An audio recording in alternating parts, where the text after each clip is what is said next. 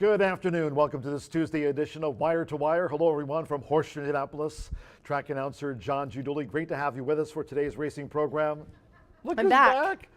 Rachel McLaughlin is back. I brought a lot with me as far as souvenirs, but the best thing I brought back was a cold. Sounds like it. What's up with that? Drinking the tea. I always get a cold from the airport, I swear. Plus, I talk to everybody and meet people, and I'm in their faces and making new friends, so it's no shocker. I already had my buddy that I met on the cruise, Sal. He's from New York. Him and his wife, Marianne, asked me to come stay already and hang out with them, and he already called me and asked me what time I was going to be on FanDuel today. So... Of course. I make friends with everyone. I have like 20 new friends after this cruise, but it was a really good time. But I'm really glad I'm back. I missed you. Did you have fun without me, or did you miss me really bad? We all missed you. Yeah. We all missed racing Rachel, didn't we? Here today. Main track muddy, off the turf. Yeah, what's with the rain? Welcome back, by the way. I know. Welcome back, Rach, and here's all the rain. And but we needed it. We really did need it. We hadn't had rain in a long time, but it was too much because now we're MTO. We got one turf race in yesterday. We'll talk about that in the flashbacks from yesterday's card. Again, going through this race week with today's card kicking off at 2:10. All main track card here today. Tomorrow we've got a couple of premier races. We'll talk more about those in just a moment. Thursday will wrap up a 4-day stretch, and then no live racing on Friday, Saturday, and Sunday. So not only pretty much Friday, Saturday, Sunday the rest of this month, but of course, we've got an old quarter horse card coming up at the beginning of October and Indiana Champions Day at the end of next month, but gives you a chance to rest and recover a little bit more.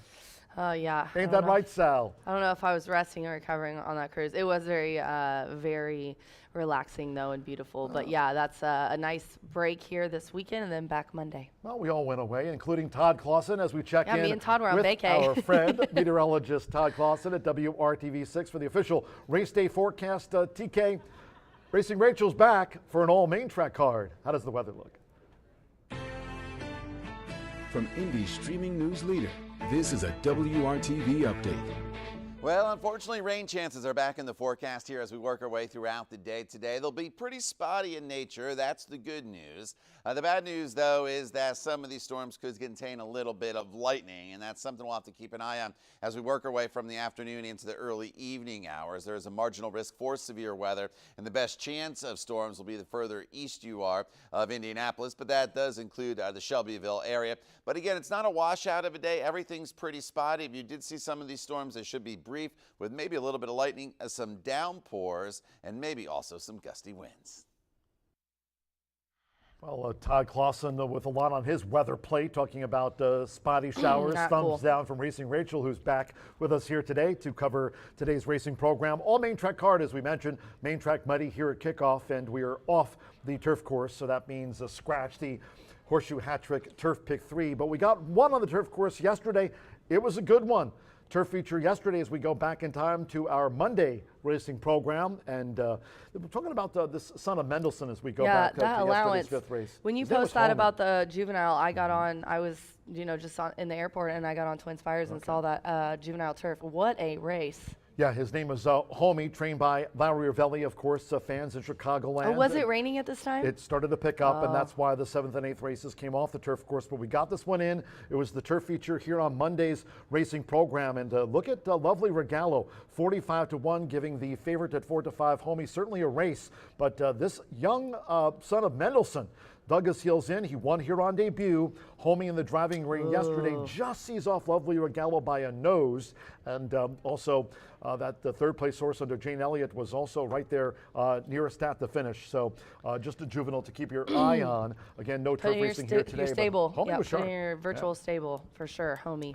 Today it's Dooley's Legends contest for those of you joining us here on track, and of course our online players at Horseshoe Indy Contest at gmail.com. If you're here in the clubhouse or anywhere at Horseshoe Indianapolis, just head to the first floor OTB, pick up your entry blank, $100 to the top handicapper today for Dooley's Legends. It'll be the Tuesday contest every week through the rest of the season, November 11th through the 14th. That is the closing week, and that final contest on November 12th, and then of course the 13th and the 14th, the curtain will come down on the 2024 race meet. But today, your challenge, handicap races 3 through 7 for today's Dooley's Legends contest. $100 prize to the top handicapper on the day, and again, available to all of you joining us here on track. Stop by that First Floor OTB and our online handicappers and players, as I mentioned, at Horseshoe Indy Contest. There it is on your screen at gmail.com, and good luck to all.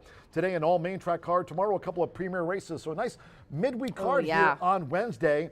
And he was a longtime member of the security detail here at Horseshoe Indianapolis. Of course, even up here in the clubhouse when I first came to town. He's retired now, but yeah, Don Dunham. He was here a couple of weeks ago. Cool. But yeah, tomorrow, Wednesday, September 25th, we've got the $55,000 Dunham handicap and the $55,000 Piatti Bianchi handicap. I know her owner is excited. I'm sure Don will try to get in here. But yeah, he was the security team, retired, great guy. Piatti is the state's third all-time leading Indiana bred money earner. She got up to 829, and she's had a broodmare for Ironhorse Racing. And Jay Oringer, who is her co-owner,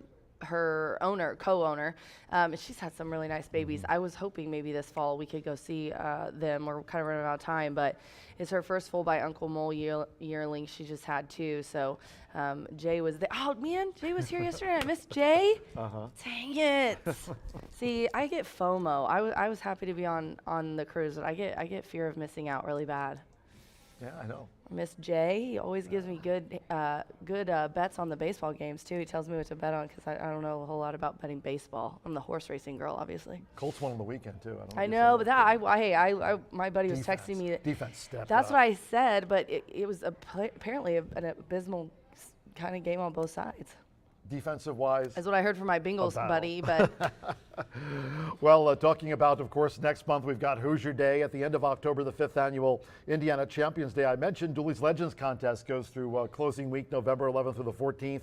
And right about their midpoint of November, don't forget about the QHREI offering online mixed sale. That'll be on Friday, November the 8th through Sunday, November the 10th. That'll be the lead up into closing week, 11th through November 14th.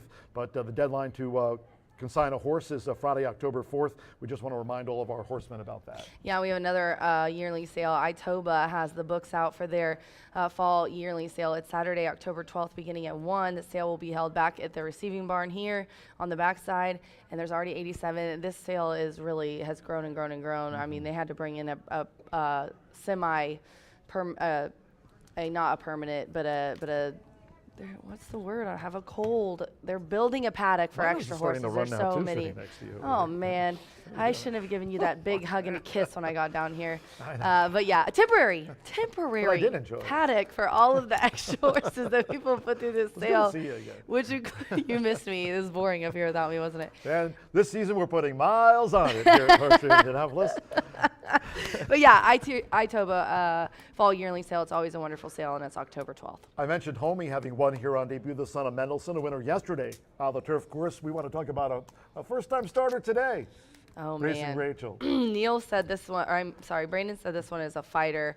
Brandon obviously Brandon reached out to me, and obviously Tammy too, because she put it on her notes. But we had our syndicate, Grand Gesture Stable, and out of that we got a wonderful self-made ownership program, sort of a little partnership, B&B Stables.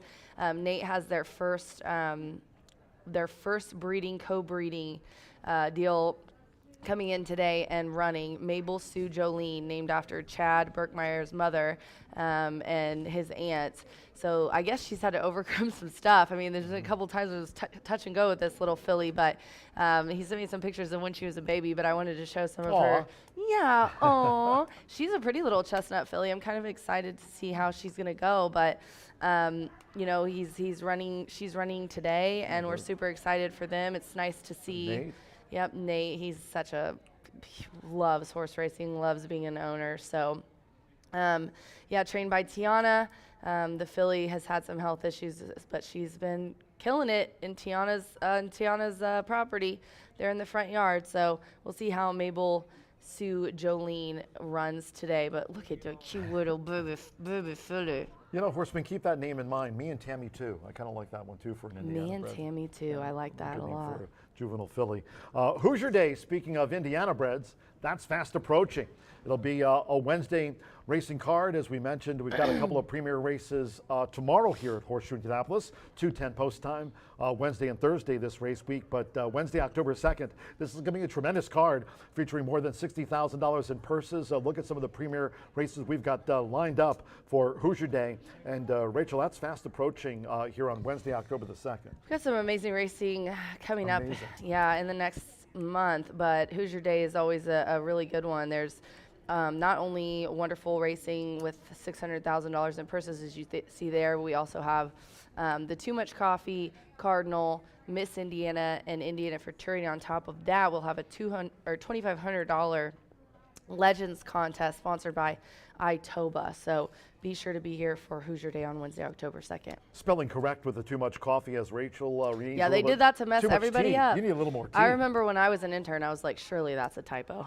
Indiana Champions Day, that's coming up at the end of next month. Want to mention that, presented by Indiana Breed Development, and that'll be on the 26th of October. Certainly one of the big days on the 2024 calendar here at Horseshoe Indianapolis. Back in July, we just saw Dragoon Guard run third in the Grade 1 Pennsylvania Derby there, won by Seize the Gray, the Preakness winner, taking out that race at Parks on Saturday.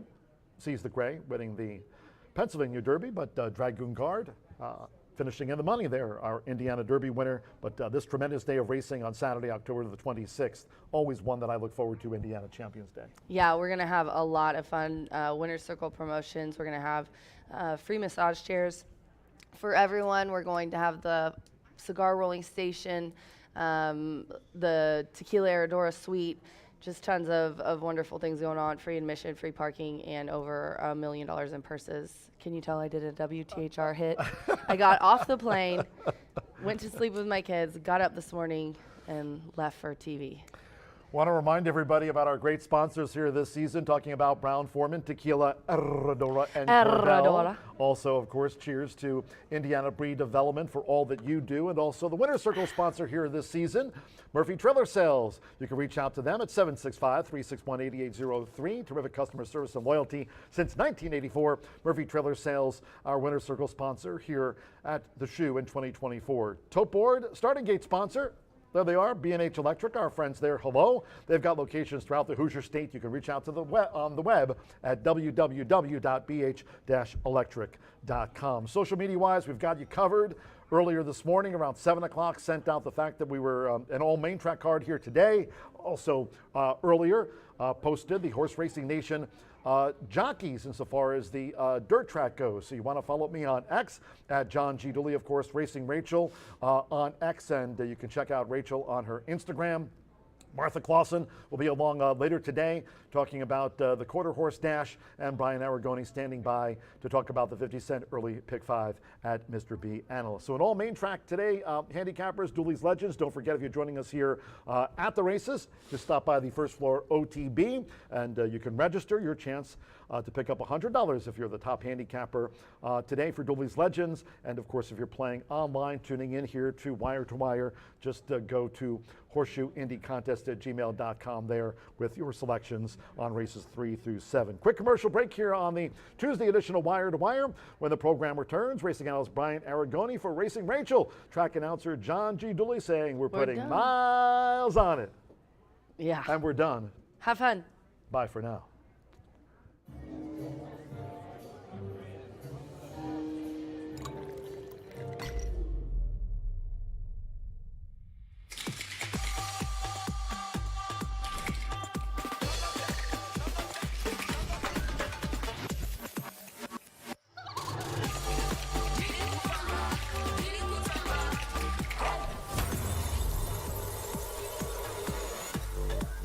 Tequila Herradura. Extraordinary awaits.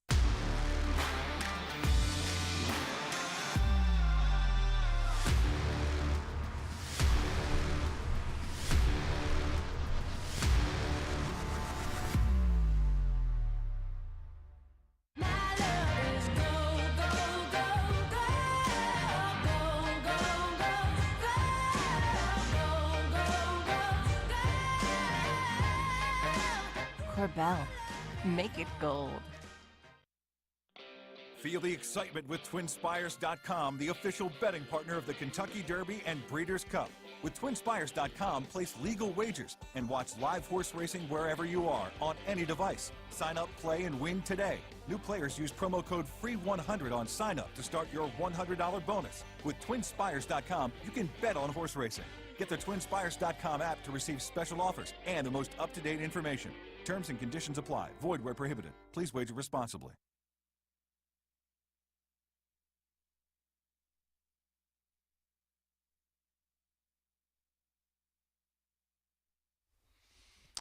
Here we are back for the second half of A Wire to Wire, where I want to be the first to express my condolences to Rachel. I'm sure an international cruise with a week off and a bonus Monday was extremely devastating and difficult being away from John and I for that long. So sorry you came back with a cold or a hangover, whatever we want to call it, but we are certainly thankful that you are back here at Horseshoe Indianapolis, because many of the bettors and your Twitter followers have missed your selections. Here we are, race number 1 on a main track, a muddy main track throughout the day. Maidens in races 1, 3, and 5, and 6, and 7. So we're going to crown plenty of more maidens again today here at Horseshoe Indianapolis, where we are the maiden breakers in the condition book. Race number 1, 5.5 furlongs, no scratches, no changes.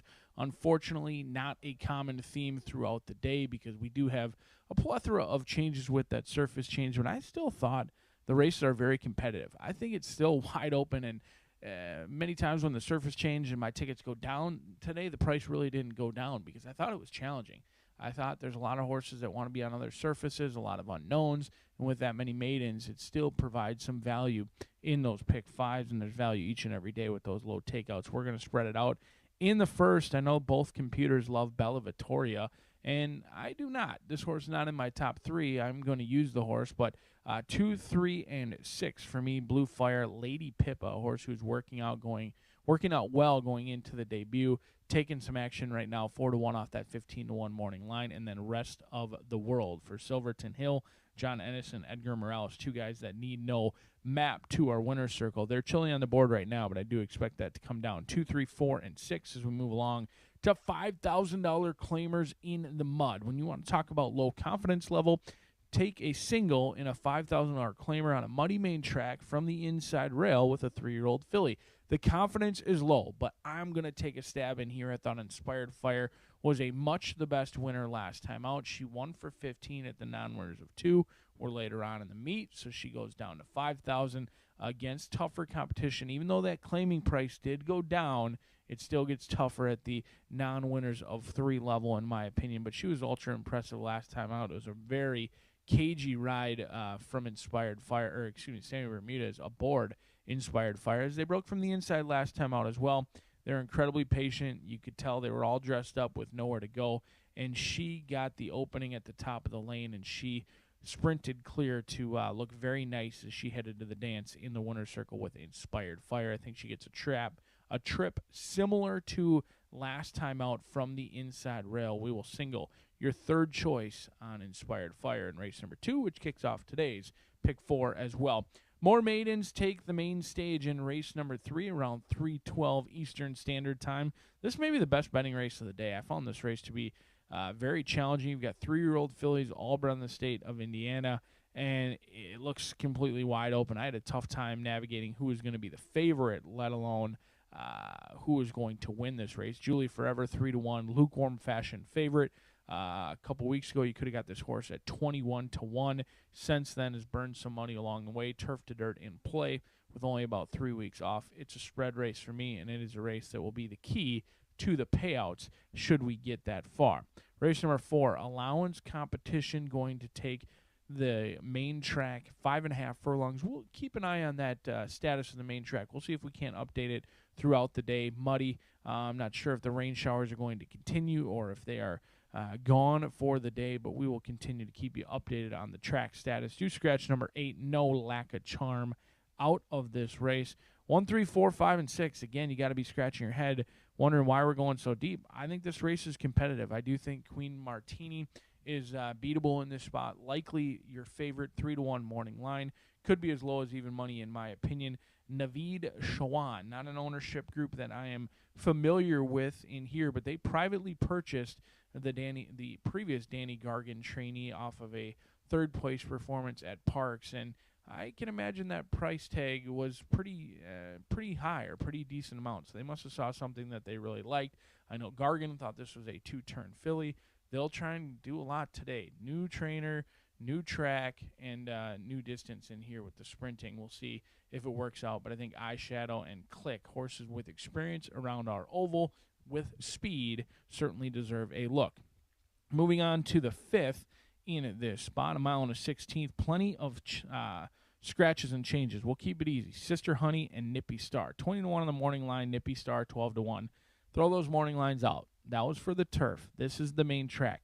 Nippy Star, Fernando de la Cruz and Brad Cox, and then John Ennis and Edgar Morales, a 3-year-old filly by Twirling Candy, who ran a bang-up race on an off-track or off-turf last time out. I think those are 2 that you need, and that is all you need to round out the 5th race here at Horseshoe Indianapolis, where we are now just 14 minutes away from kicking off a Tuesday here at Horseshoe Indianapolis. Miss Rachel has returned. The turf may not be in play today, but there's still plenty of competitive races coming at you next. Good afternoon from Horseshoe Indianapolis. Hello now from the broadcast booth. Great to have you with us. Track announcer John G. Dooley. 9 races on tap under mostly cloudy skies. And all main track card. Main track money, we are off the turf. Main track money during the 2 o'clock hour. If you have your programs close by, let's take a look at the changes and corrections on today's racing card. In the opening maiden juvenile filly sprint, there are no scratches. Number 7, Slow No Mo. A change of jockey to Yarmari Correa. Yarmari Correa will ride number 7, a first-time starter, Slow No Mo. Number 2, Blue Fire, and 3 pounds to the program weight. No scratches at the top of the card. In the second race sprint, starts at the 50-cent early pick 4. In the second race, there are no changes. Turning to the third, and in the third race, maiden sprint, there are no scratches. Number 6, One Finale. Note apprentice Joseph Belmer now claims a 5-pound apprentice allowance. Corrected weight, single bug, 115. Again, Joseph Belmer now claims a 5-pound apprentice allowance going forward. The 6, One Finale, corrected weight, single bug, 115. In the 4th race, here in this sprint, scratch the 8, No Lack of Charm. Number 8, No Lack of Charm, has been scratched. Number 6, Cleek, a change of rider to Rodney Prescott. Rodney Prescott will ride the 6, Cleek. The 1, Eyeshadow, 4 pounds over the listed program weight. To race 5 we go. 103 today, taken off the turf course. Main track money. The 5th race maiden will now be run on the main track over the mile and a 16th. Mile and a 16th.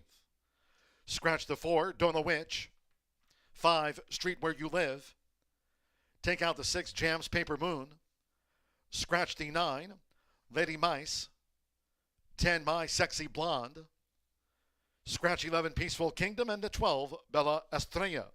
With those scratches, no superfecta wagering, and no Horseshoe hat trick turf pick 3 today.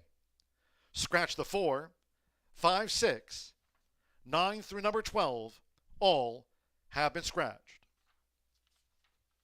Turning to the 6th, and in this maiden juvenile filly sprint, number 1, Melly's Birkin, has been withdrawn. Scratch number 1, Melly's Birkin. In the 7th race, taken off the turf, race 7, the maiden will be run on the main track over the mile and a 16th. Here's Scratch. 5, Stay Lost. 6, I Am the Sauce. Take out the 8, Estuary. Scratch 9, Miss Susan B. 10, Zapera. And scratch 11, Runaway Kitten. Note the 12, Tribe, and 13, Jenny Lowe, both draw in. 12, Tribe, and number 13, Jenny Lowe, both run Scratch the 5, 6, 8, 9, 10, and number 11. Number 7, Gidget Rose Lee, and equipment change to blinkers on. Blinkers on, number 7, Gidget Rose Lee. Looking here at the 8th race, another taken off the turf course. Race 8, scheduled at 5:47 p.m., will now be run on the main track at 1 mile and 70 yards. Note the distance. Scratch the 7, Tizzy Justice, and 9, CV Wicked Notional. Scratch the 7 and number 9. Once again, number 5, No Trust. Noting Joseph Belmer, as mentioned, claims a 5-pound apprentice allowance. Corrected weight there, single bug, 116 for the 5. No Trust, Joseph Belmer, now claims the 5 pounds. Okay, last of the day, race 9. We'll close out the card with a quarter horse maiden juvenile dash over the 350 yards. Muddy track, just past the 2 o'clock hour. Scratch the also eligibles. 11, Booger Be Gone. 12, Ire Favorite Hero. 13, HF Kiss This. And the 14, Sneaking Whiskey. Scratch the also eligibles. There are no jockey changes. These reported overweights. 1, HF Let It Go, 5 pounds. 2, Encore Second Act, 7. 3, Apolitical 6 a run, 7 pounds over the listed program weight. The 4, Estella, 7 pounds. 5, Flair for the Cash, 4 pounds. 6, She's a Bull Concept adds 7 extra pounds to the weight. Number 7, Louisiana in Love, 7 over. 10, Flash and Jamie, 5 over. Scratch the also eligibles, 11 through number 14. Mostly cloudy, upper 70s. 9 race all main track card. As mentioned, we are off the turf course. And at 2:02 p.m., main track labeled muddy. We'll have the maiden juvenile fillies sprint opener to kick off the 50-cent early pick 5 in 8 minutes time. Horses in the walking ring. Make it a great day with us here at Horseshoe Indianapolis.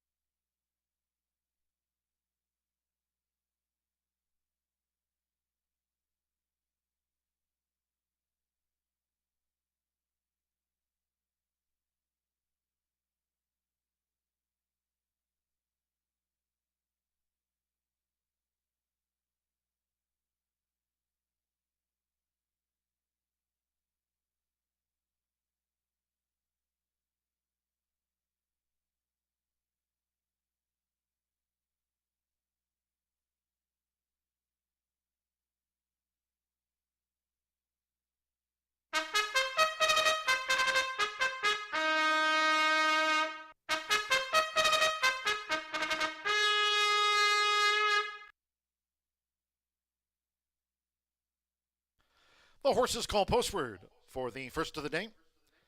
Starting the card with a maiden 2-year-old fillies sprint at 5.5 furlongs, a field of 7. Number 7, Slow No Mo, debuts with Yarmari Correa. Jockey change, Yarmari Correa on 7, Slow No Mo. Number 2, Blue Fire, at 3 pounds to the listed program weight. Here all 7 run. Race 1 of 9 carded, all main track card. Exacta, Trifecta, Superfecta. The start of our rolling doubles, pick 3s, and the 50-cent early pick 5 starts here. Low 11.99% takeout on the pick 5s this season. There are no carryovers on the card. Main track is muddy, parading with 3 minutes to post time. 3 minutes.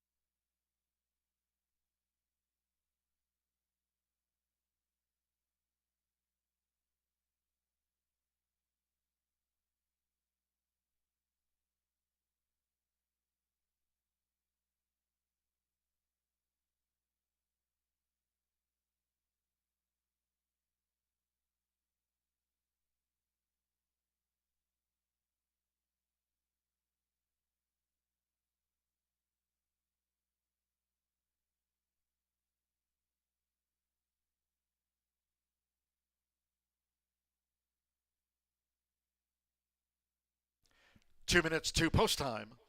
2 minutes.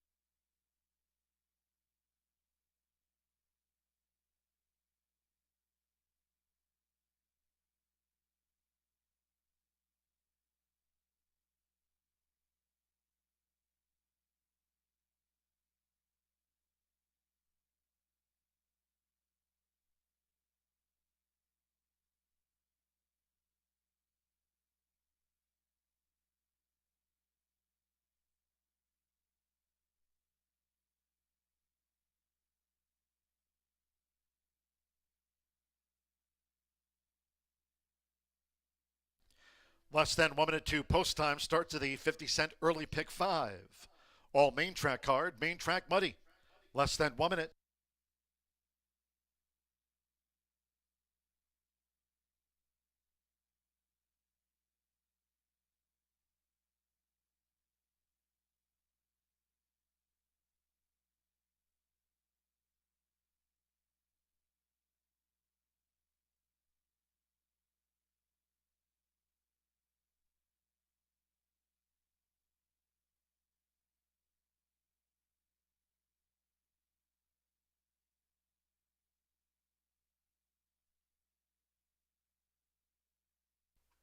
The horses are approaching the starting gate.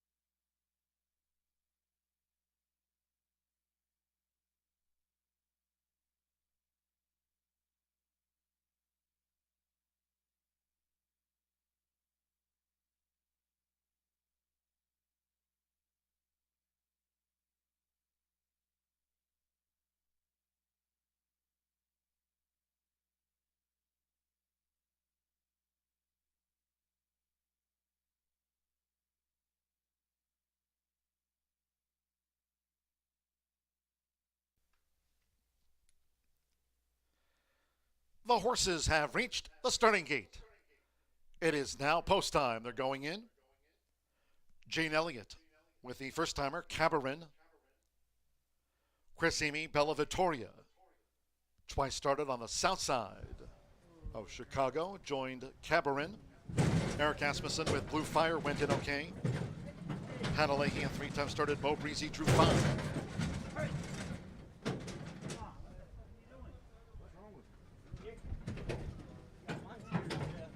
Now Mo Breezy's gone all in. Agamorella's Rest of the World drew 6. Blue Fire 3-2, the first favorite. Ramon Vasquez with Lady Pippa at 5.5 furlongs. Stand by one more. Yamari Correa with Slow No Mo. One of the 4 first-time starters. All 9 races today on the main track. Main track muddy to start. Here comes the first. All in. Away and running at Horseshoe Indianapolis. Blue Fire was slow to go. Fast start for Lady Pippa. Lady Pippa went to the front, but there's Bella Vittoria with an early bid for Chris Amy and has taken the lead. On the outside, Rest of the World in the black cap. Toward the inside, Lady Pippa, after breaking sharp off a Saratoga debut, she's running in third past the half-mile pole. Cabernet is in fourth. Slow No Mo, then comes Blue Fire, and Mo Breezy trails here in the Tuesday opener as they enter the far turn. Just over 3 furlongs to go. The quarter fast, 21.94 seconds. Bella Vittoria engaged by the newcomer Rest of the World, who's right alongside for Edgar Morales. Rest of the World has taken a short lead from Bella Vittoria as these maiden 2-year-old fillies turn for home with Lady Pippa running in third. Then Slow No Mo and Cabarin. We trail back to Blue Fire and Mo Breezy. Rest of the World and Bella Vittoria. These two face off, 1 furlong to go. Rest of the World has gained the advantage on Bella Vittoria. Charging on the outside, Lady Pippa. And toward the rail is Slow No Mo. It is Rest of the World. And here comes Slow No Mo finishing fast for Yarmarie Correa. Slow No Mo was fast at the finish. Slow No Mo tracked Rest of the World down. Then Lady Pippa and Bella Vittoria.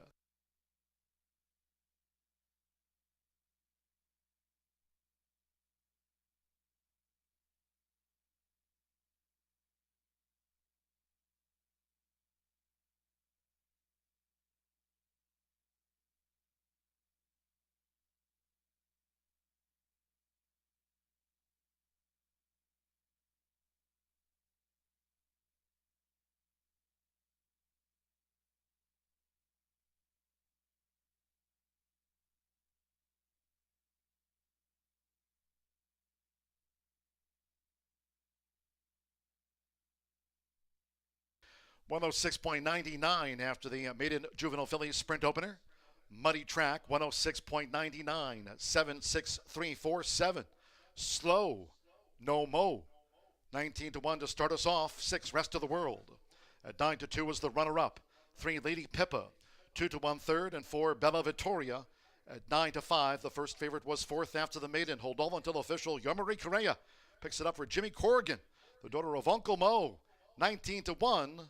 She's Slow No Mo.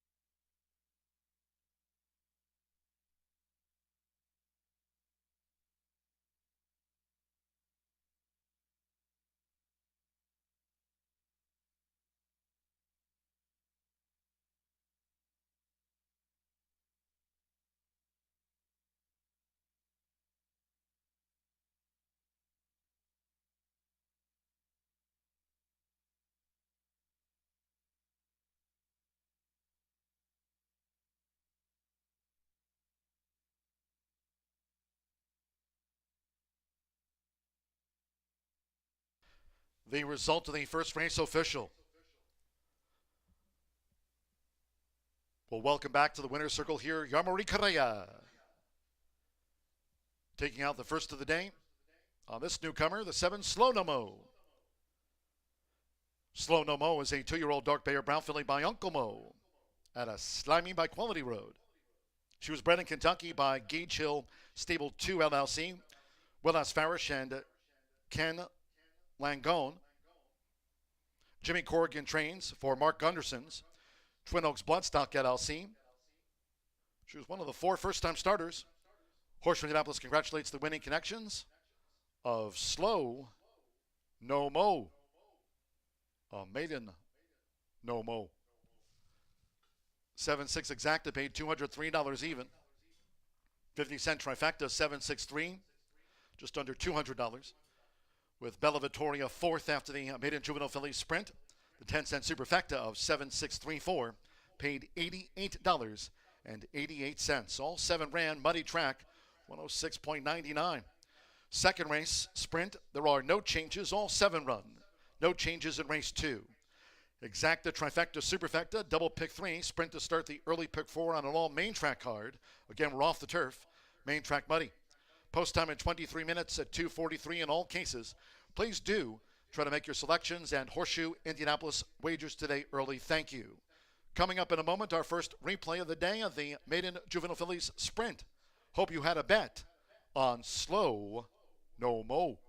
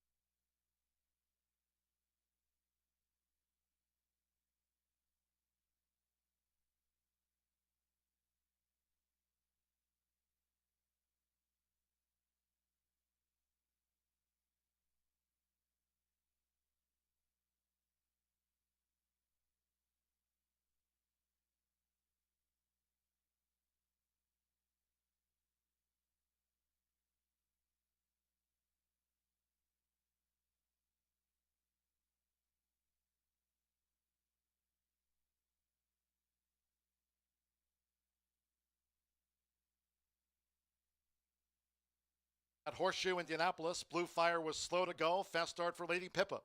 Lady Pippa went to the front, but there's Bella Vittoria with an early bid for Chris Amy and has taken the lead. On the outside, Rest of the World in the black cap. Toward the inside, Lady Pippa, after breaking sharp, Off a Saratoga debut, she's running in third past the half-mile pole. Cabernet is in fourth. Slow No Mo, then comes Blue Fire, and Mo Breezy trails here in the Tuesday opener as they enter the far turn. Just over 3 furlongs to go. The quarter fast, 21.94 seconds. Bella Vittoria engaged by the newcomer Rest of the World, who's right alongside for Edgar Morales. Rest of the World has taken a short lead from Bella Vittoria as these maiden 2-year-old fillies turn for home with Lady Pippa running in third. Then Slow No Mo and Cabaret. We trail back to Blue Fire and Mo Breezy. Rest of the World and Bella Vittoria. These two face off, 1 furlong to go. Rest of the World has gained the advantage on Bella Vittoria. Charging on the outside, Lady Pippa. And toward the rail is Slow No Mo. It is Rest of the World. And here comes Slow No Mo finishing fast for Yarmarie Correa. Slow No Mo was fast at the finish. Slow No Mo tracked Rest of the World down. Then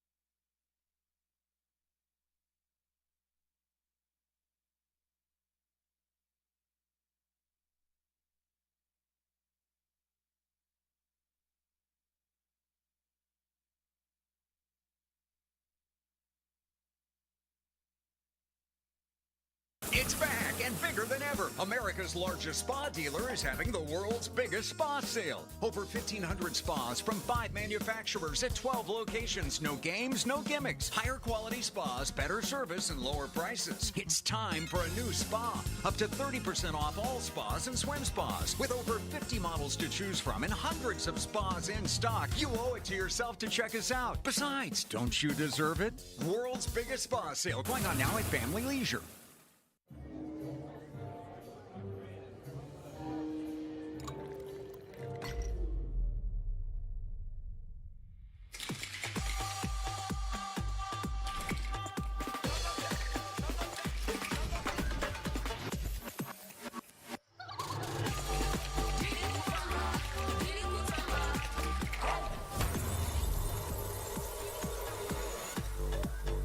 Tequila Herradura. Extraordinary awaits.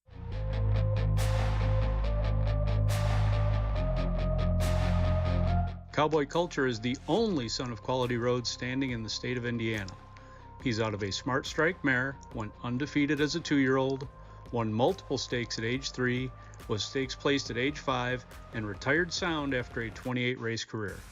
He checks all the boxes for what a mare owner would be looking for.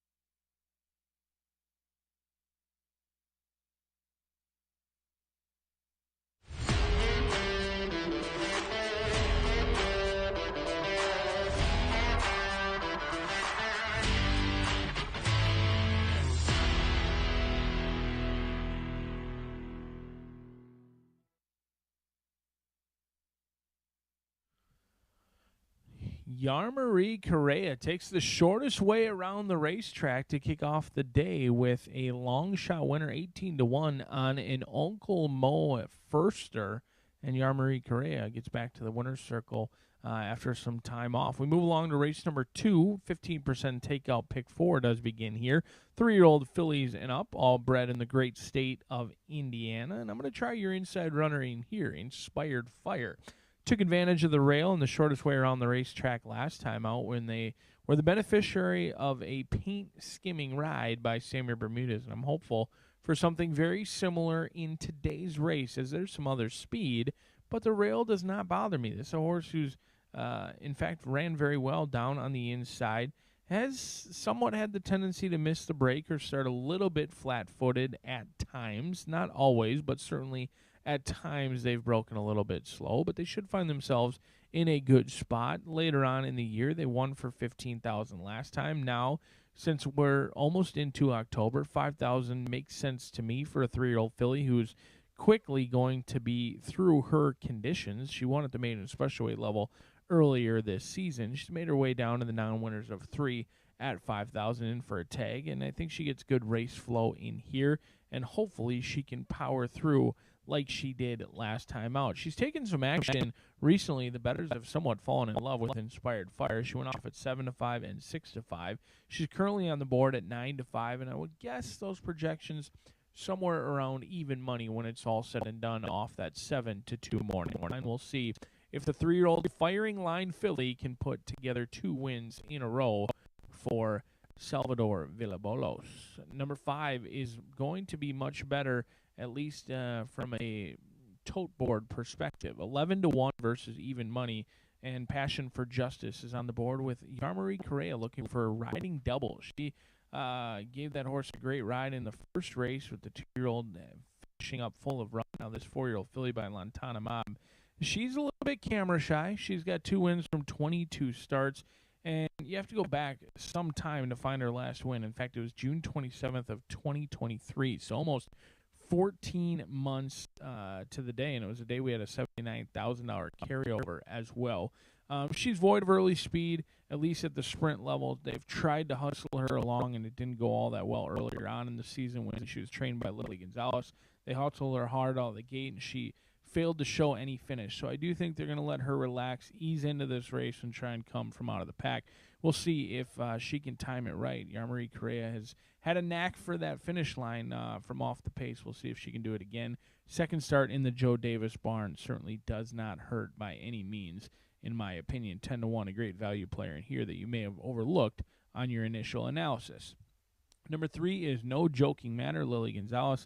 Kalea going to be aboard, 7-pound apprentice rider in here. 2 for 14, a consistent sort, who did have 2 wins last year, but is so far winless on the season. Only 1 second to show for it, but has been at the allowance ranks, kind of bounced up and down throughout, whether it's condition book or just going back and forth on what they think of this 4-year-old filly. They were at the allowance level, $12,500, $5,000 claimers, and then last time they jumped back up to the allowance ranks again, and should appreciate some class relief today. I think there's a horse who is going to break alertly, have the lead turning for home, and we'll see how it plays out from there, but No Joking Matter looks to be the speed of the speed in here. We'll see if anyone can catch the overlay. 2-1 morning line, currently Chile on the board at 5-1, because all of the money has come in on Inspired Fire. 7 3-year-old fillies, all bred in the state of Indiana, set to battle it out on a muddy main track. Look to see that upgraded here over the next couple of races as it continues to dry out at Horseshoe Indianapolis. And we kick off the early pick 4 just a few minutes from now.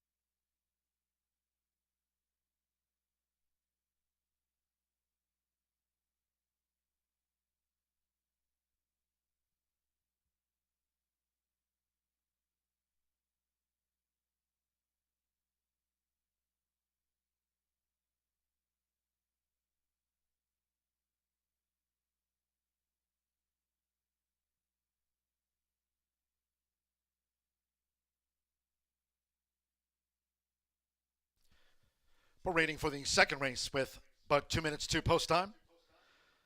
The sprint over the 6 furlongs, a field of 7, and there are no changes, all 7 run. Race 2 with exacta, trifecta, superfecta, double pick 3, and starts with a 50-cent early pick 4 on an all main track card. Main track remains labeled muddy. 2 minutes.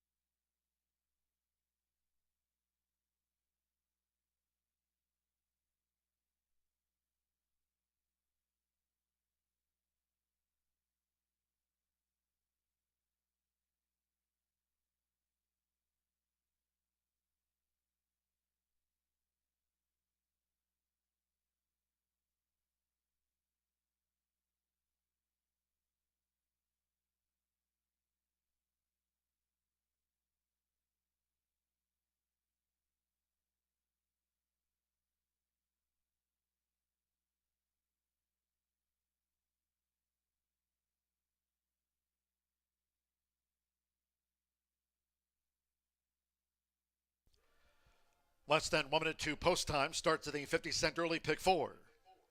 Less than 1 minute.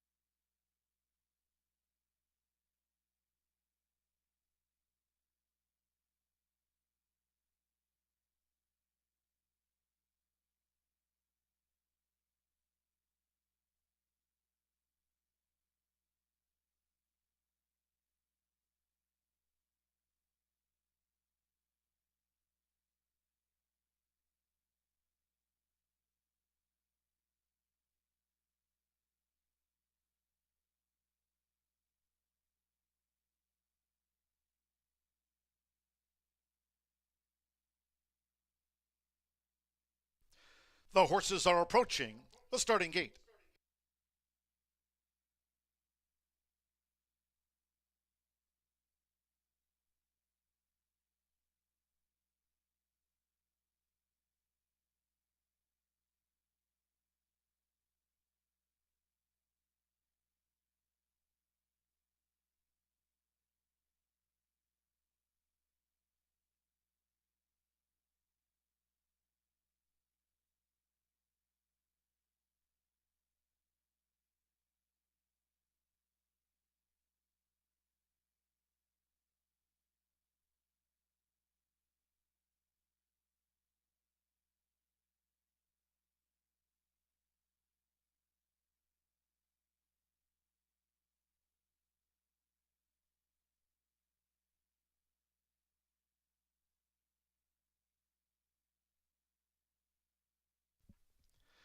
The horses have reached the starting gate.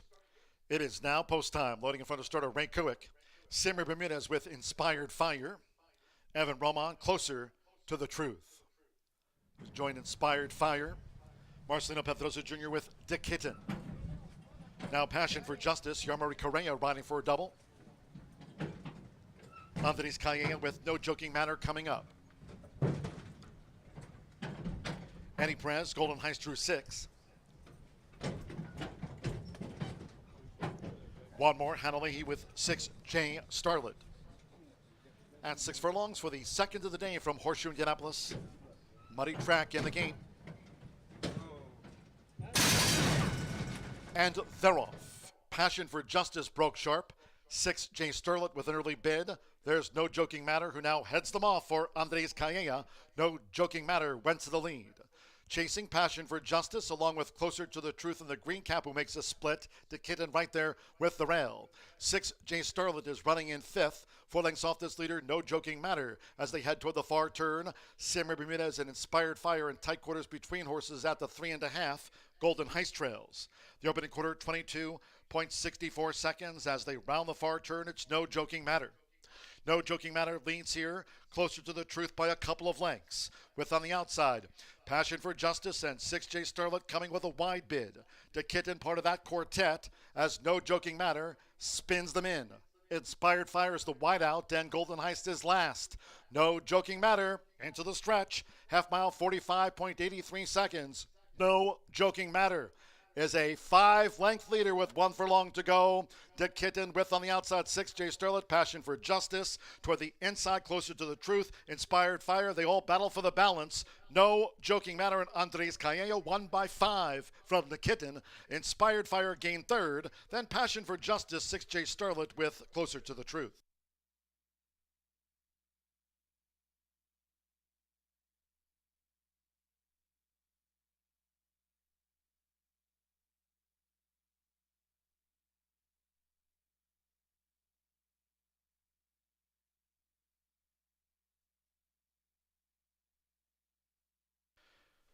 Over a muddy track, 111.72 after the distaff sprint, 111.72. 3-2, then a show photo.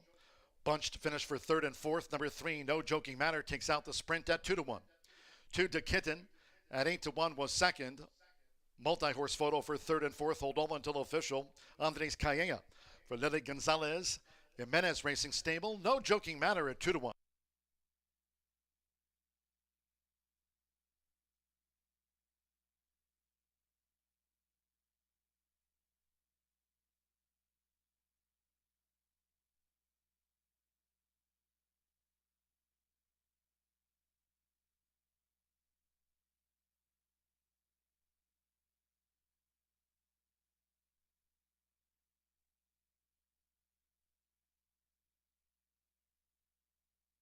The judges have posted number 1, Inspired Fire.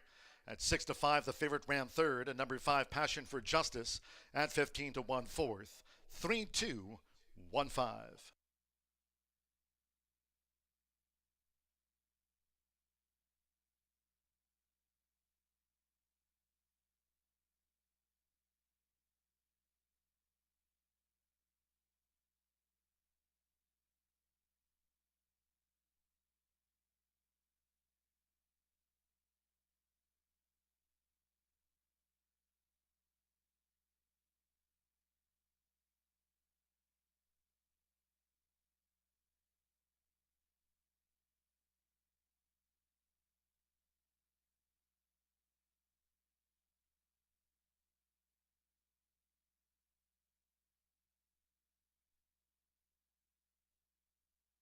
The result of the second race official.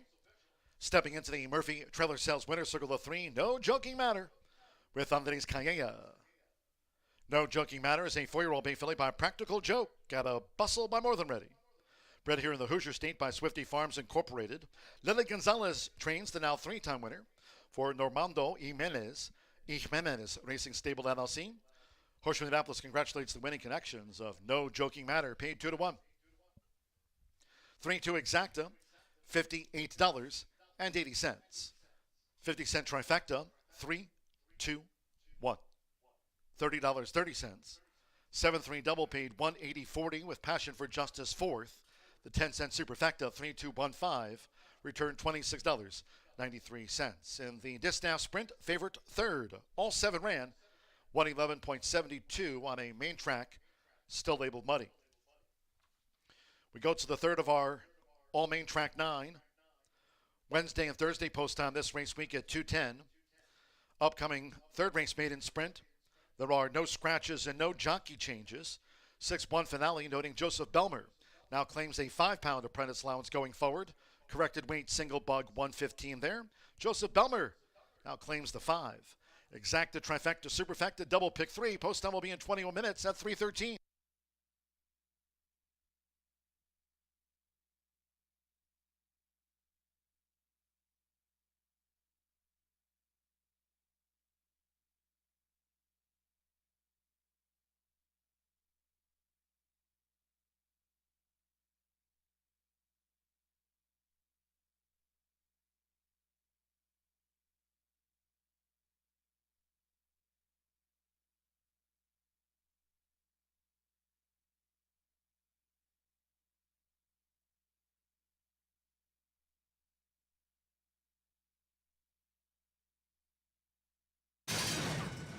And they're off.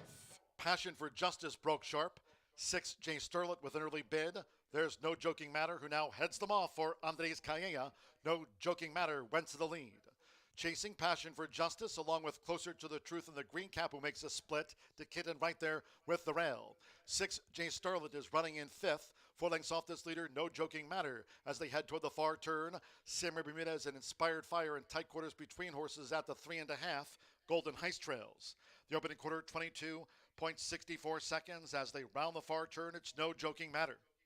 No Joking Matter leads here, Closer to the Truth by a couple of lengths. With on the outside, Passion for Justice and 6 Jay Sterlett coming with a wide bid.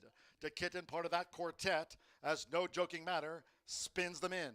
Inspired Fire is the wideout, and Golden Heist is last. No Joking Matter into the stretch. Half mile, 45.83 seconds. No Joking Matter is a 5-length leader with 1 furlong to go.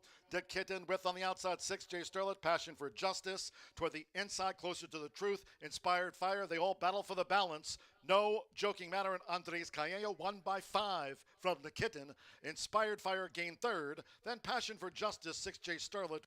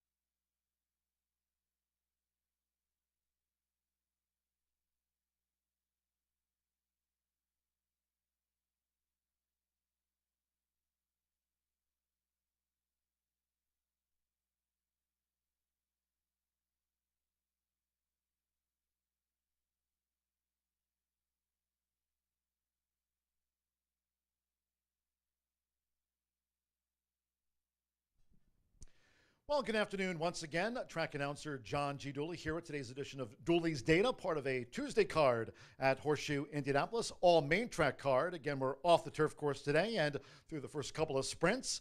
A long shot winning that first of the day under jockey Yarmarie Correa. Great to see Yarmarie back with us here in the winner's circle. The Murphy Trailer Sales winner's circle at the shoe, and no joking matter, winning that second race sprint under the hands of the apprentice Andres Calleja after a couple of sprint races here on the Tuesday card. Those races in the books. Today's edition of Dooley's Data talking about this week in thoroughbred racing history. Let's take a look at some historical facts talking about thoroughbred horse racing over the years and decades. Let's go back to Jerome Park. Jerome Park, named in honor of founder Leonard Jerome, opened in 1866 in the Bronx, New York. New York's elite flocked to the track there at Jerome Park back in the day in the late 1800s, and it became a fashion statement to go to the races.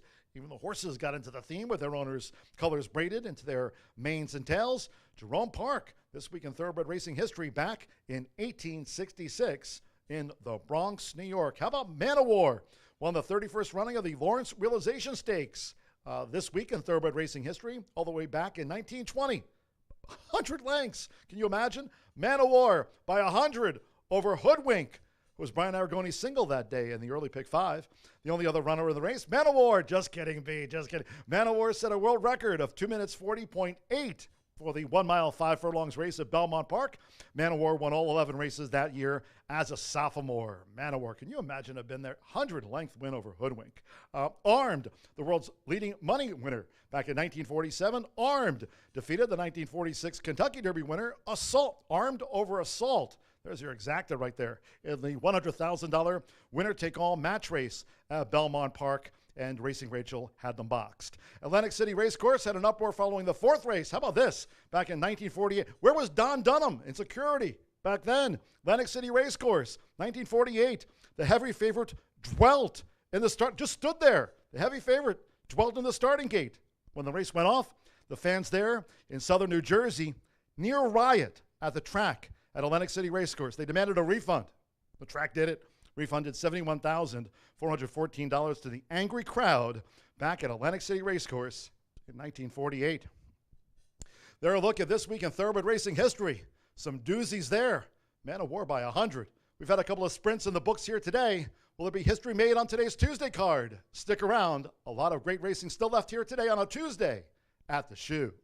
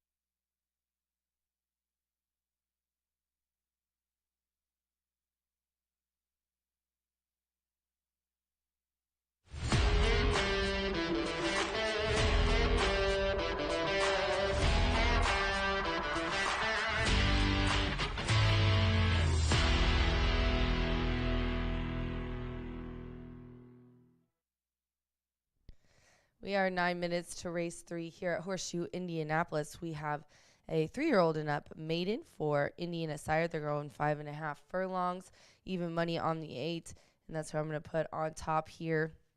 Our DRF formulator odds have this one going off Tavares' horse, more like 9 to 5, but even money here on Mart's Creek Music, who looks really good with Ramos back in the irons here for Davaris Douglas, a 4-year-old filly who was second last time out at 6 furlongs in a mean special weight. That was on August 8th. We're at 5.5. And this one, I think, you maybe needed a freshening. A couple of races where she just got off to a bad start, awkward start, hopped at the start, but has had 47 days rest and Davaris has 26% on that kind of layoff. Not a lot of speed in here, but she does have in here the best speed at the distance as well. And then from the far outside, I'll go to the rail at 4-1. That is Julie Forever. Eddie Perez is aboard for Shauna Martin. Shorty's had some nice races here in the last 7 days. He's had a couple of wins and a third-place finish. This horse switched it all up last time, trying grass and routing. We're back to sprint. We're returning to dirt, which offers improvement in the best race that this one's had.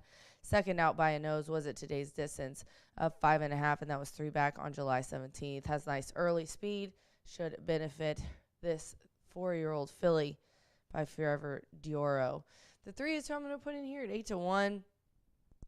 This horse actually gets Arlena Mojica up for Ray Paquette, who owns and trains this 3-year-old filly, who I think has got a good shot here, starting first time on Lasix. Also, 2 of the races where this one's been in the money, a second and third place finish, have been at today's distance of 5.5. Now it's first out for 2024. Ray got this one from Gary, and this one hadn't got a chance to run yet, but that September 17th work at 49.3 breezing 2:24 looks good on paper. She looks good in the paddock as well, prancing around, got some movement there. Looks like she's feeling good. So 8-1-3 for me here in the third race. Now at 7-5 for Davaris' horse. Here, his filly, Mart's Creek Music. Good luck.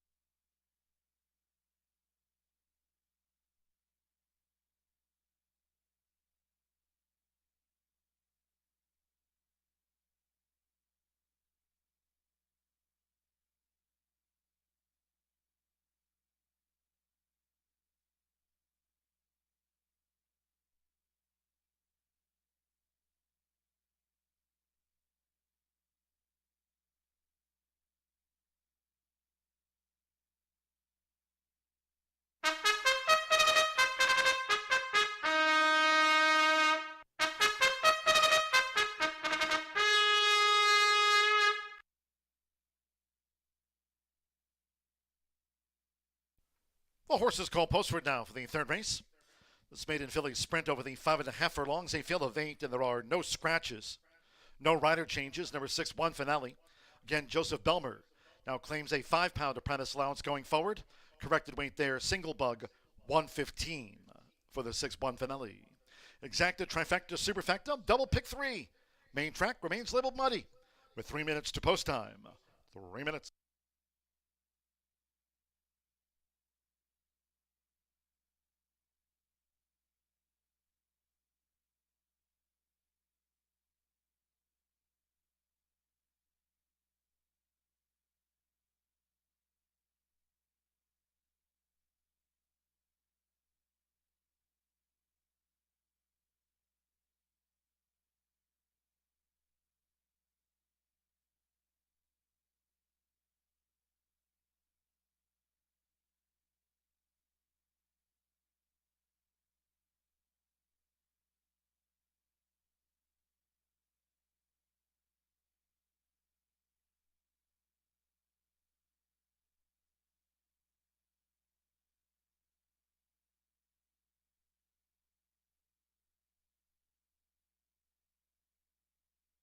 Two minutes to post time.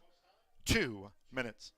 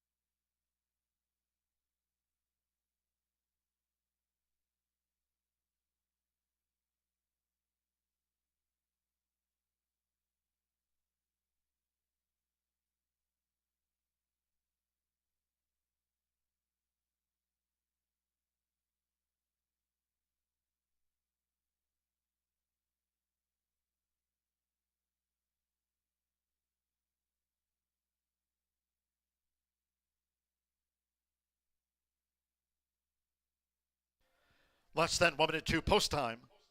Less than 1 minute.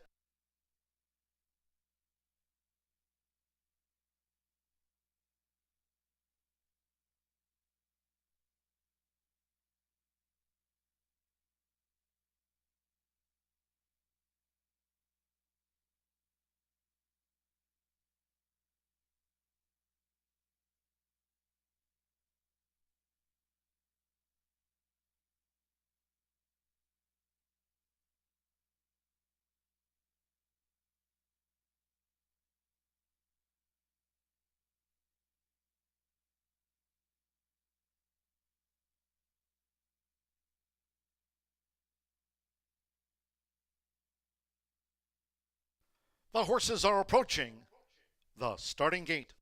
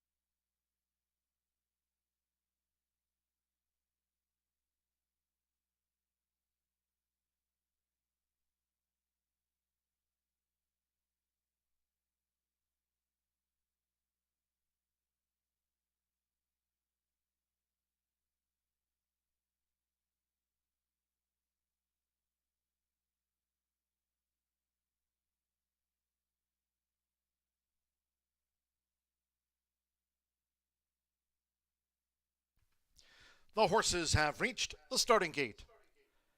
It is now post time. Loading Eddie Perez with Julie Forever. Julie Forever went it well. First time starter Mabel Sue Jolene leading jockey Alberto Burgos with 62 wins here this season. They both went in well. One finale, Joseph Belmer now claims a 5-pound apprentice allowance. McKenna Anderson, Queen's Desire coming up.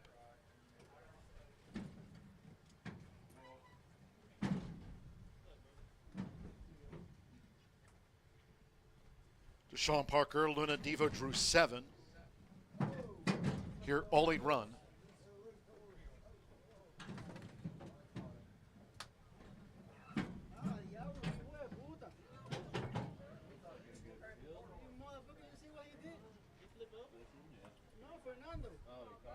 Leading up, Lotta Latte.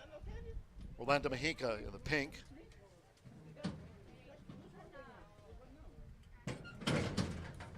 Julie Forever, the 8-5 favorite, with 2-1 on Luna Diva and Mart's Creek Music. 9-1, Lotta Latte.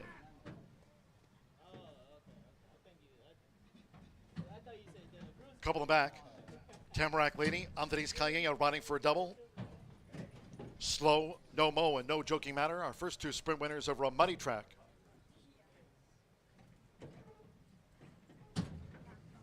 Tamarack Lady loaded, one more.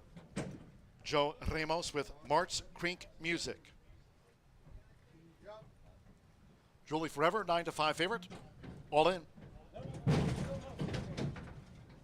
Ready.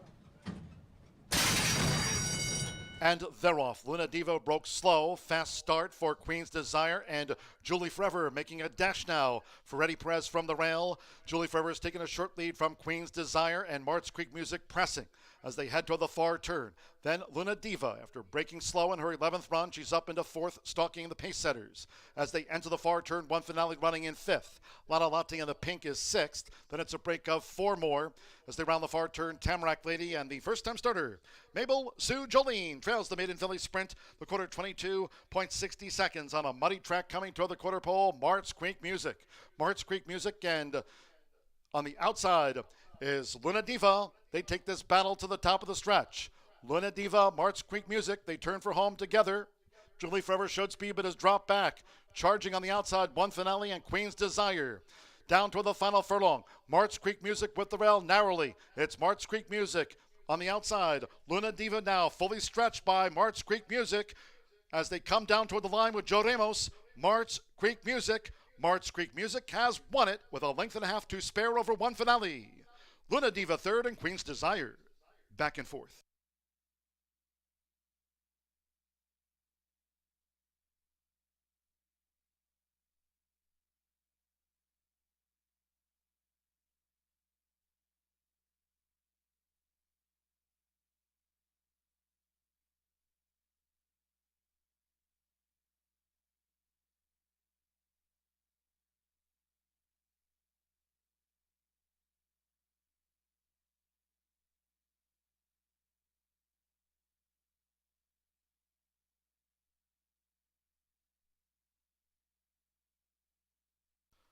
106.85 after the maiden filly sprint. 106.85, muddy 8.672.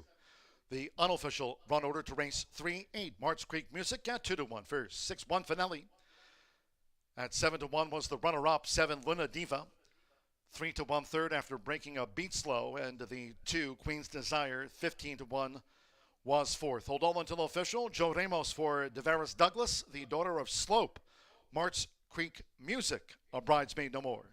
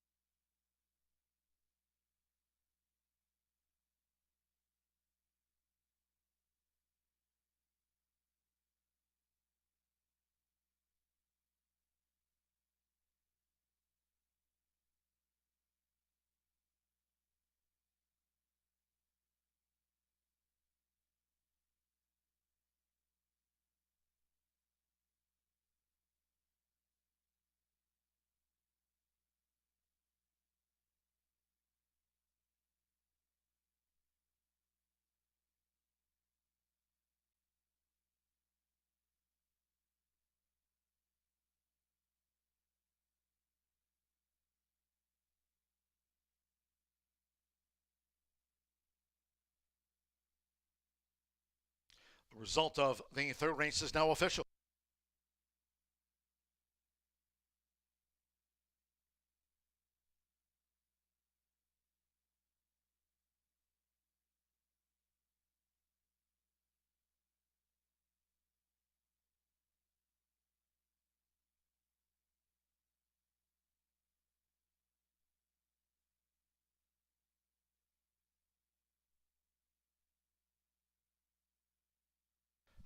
Returning to the Murphy Trailer Sales Winner's Circle, the 8 March Creek Music with Joe Ramos.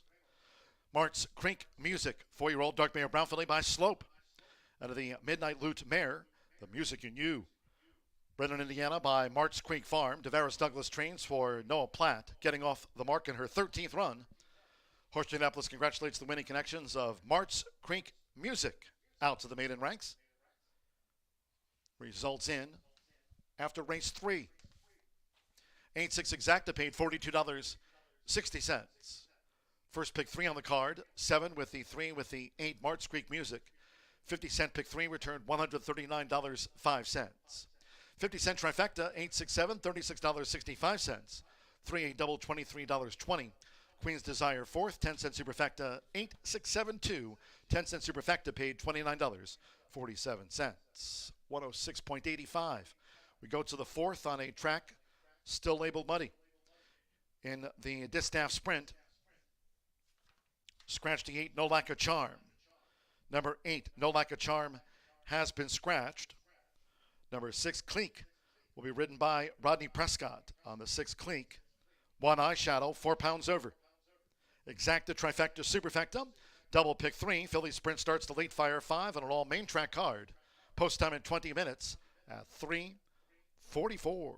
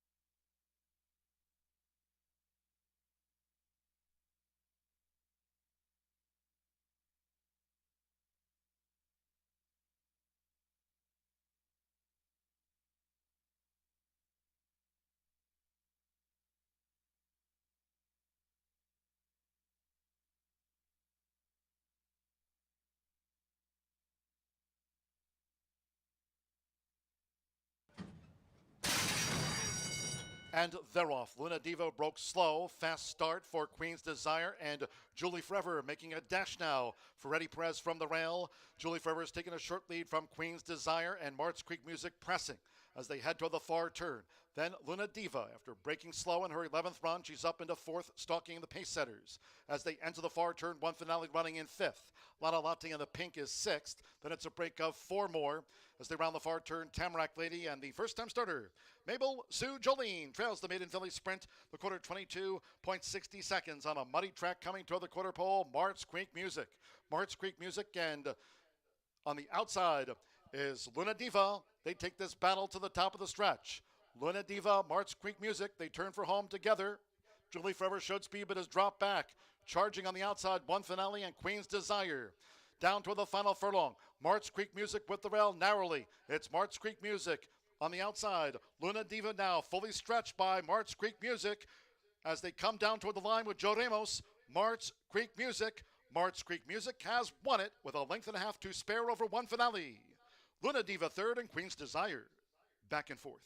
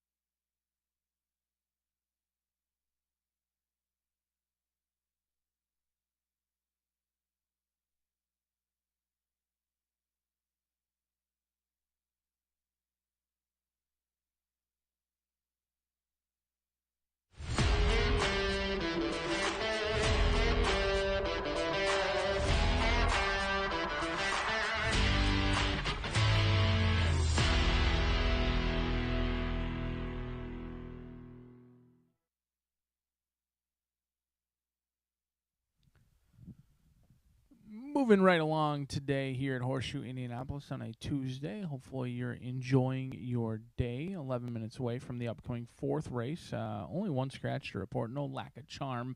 We do have a couple more scratches to go over later on as the card moves along. Races 5, 7, and 8 have moved from the turf course to the muddy main track in here. 7 of them set to battle it out over 5.5 furlongs as we kick off today's late Fire 5.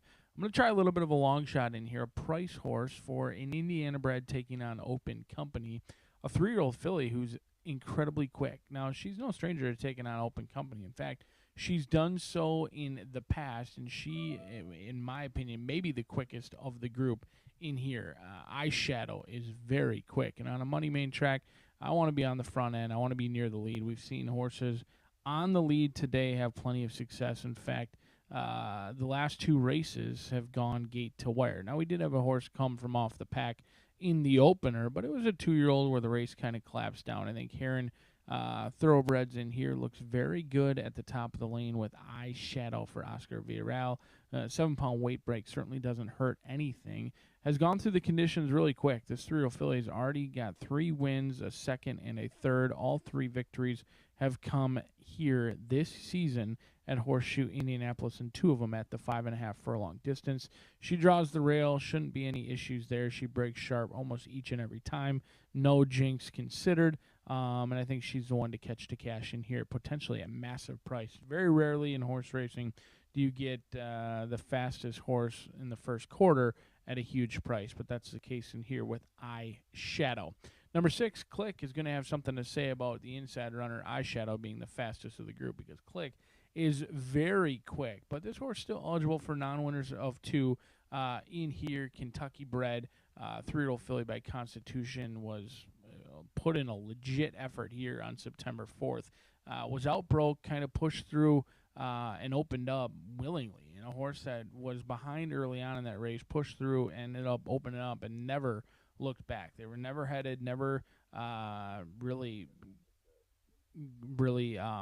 tested in that race. But Click, 3rd start in here in the career, has every right to continue to improve. Veteran rider Rodney Prescott picks up the amount as Arietta doesn't come over today. So Prescott trying to make Click a 2-time winner, looking for 2 wins in a row. And number 3, Imagine the Moon. Fernando de la Cruz, another Indiana bred in here. A lot of trainers have started taking advantage of the condition book, and they're putting in multiple-time winners, but they do have to race against Open Company. A lot of times Indiana breds can contest against Open Company, but it's a 4-time winner. Everyone else that's not bred in the state of Indiana is all looking for their second career victory. So a unique spot in here for Imagine the Moon. Rancho Monarca going to try and get their homebred the 5th win, but it would be the first win on the year after a 3rd-place finish last time out. They couldn't take advantage of a perfect trip. That was also against Open Company, and the winner that day, Forever Home, did come back to win again as well. So 1, 6, and 3 for me. We're going to take a stand against Queen's Martini. I've just received word that the track has now been upgraded from muddy to good. We'll be on a good track here at Horseshoe Indianapolis as we kick off that late Fire 5. Do see your favorite Queen's Martini on your screen now. Even money, not going to be on the Pick 5 ticket. We're going to take a stand against Queen's Martini, who's raced some against some of the best horses in the country after debuting at Saratoga last year, ran in the Grade 2 Devona Dale earlier this year, and Parks Racing as well on May 20th. So Queen's Martini privately purchased, but I'm going to take a stand against here in the opener. 1, 3, 4, 5, and 6. We move along to the 5th, the first of 3 that have moved from the turf course to the good main track here, and we're going to go 1 and 2 down on the inside. Sister Honey and Nippy Star. A couple of horses have experience on the main track and off turf events and have run very well, and there's certainly upside for the Maryland bred by Constitution for Nippy Star. 1 and 2 for me as we move along to race number 6, maybe the most competitive betting race of the day, in my opinion. Looks wide open. 2-year-old fillies on a good track going 5.5 furlongs. Only 1 scratch to be reported, and it is wide open. This will be the key to whether this Pick 5 pays a bundle or just a handful in here. As race number 7 comes the single. 1 mile and a 16th originally on the turf course, now becomes 1 mile and a 16th on a good main track, and we're going to try Little's Coffee for Doug O'Neill and Alberto Burgos. We've been seeing Doug O'Neill more and more horses here at Horseshoe Indianapolis, and with that, the success has continued. Whether he's winning over on the West Coast, winning the Kentucky Derby, whatever it may be, the man certainly knows his way around a racetrack, and I think Doug O'Neill and Little's Coffee are strictly the horses to beat. Second place finishes in the past. Today, they get that elusive first victory, in my opinion. We'll go 1-5-6 to round it out. It's a challenging day. Usually when it's off turf, those races become narrower. I thought they became actually more competitive with the surface change today here at Horseshoe Indianapolis. 7 of them set to go to the gate. One of them will return a winner, and we'll see if it's you 5 minutes from now.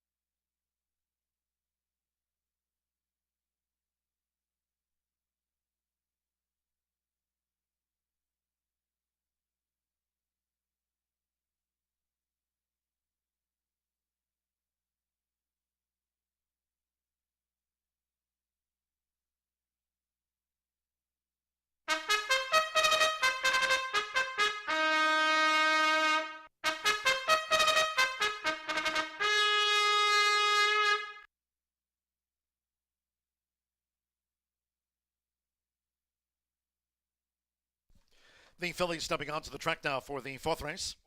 The sprint over the 5.5 furlongs. A field of 7. Scratch the 8, No Like a Charm.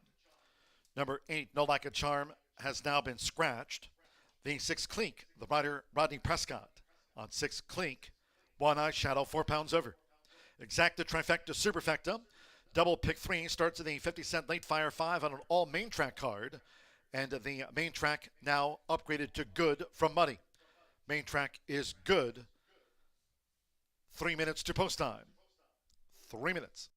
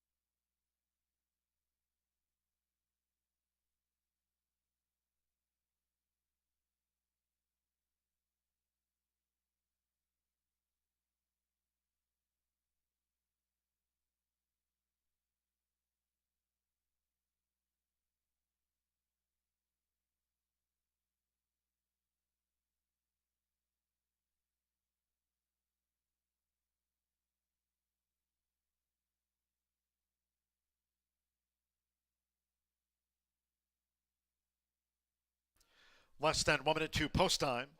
Start to the 50-cent late fire 5. Less than 1 minute.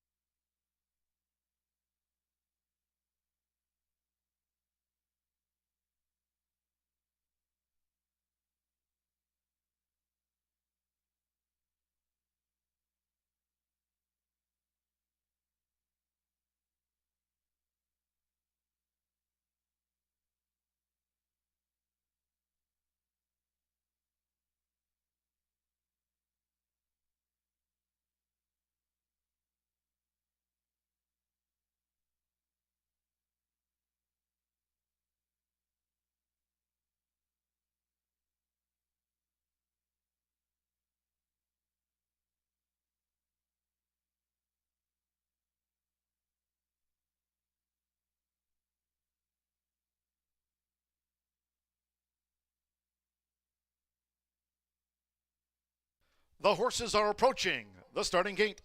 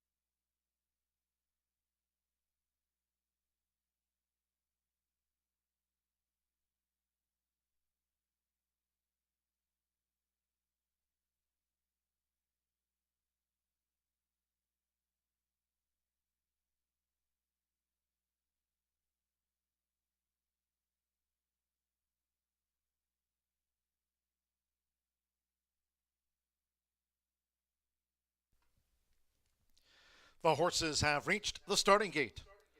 It is now post time. Up comes Eyeshadow. Oscar Villarreal claims a 7-pound apprentice allowance. Deshaun Parker with Honorable Woman.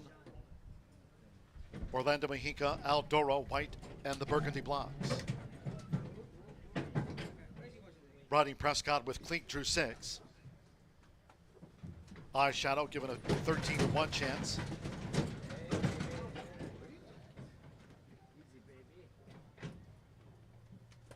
At 5.5 furlongs.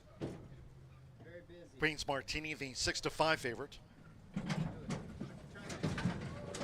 Eyeshadow's gone all in. Now Angel Serpa with Sakos Stogie. A couple back. Imagine the Moon. Fernando de la Cruz with 60 wins here this season. Closing week November 11th through the 14th, and one more.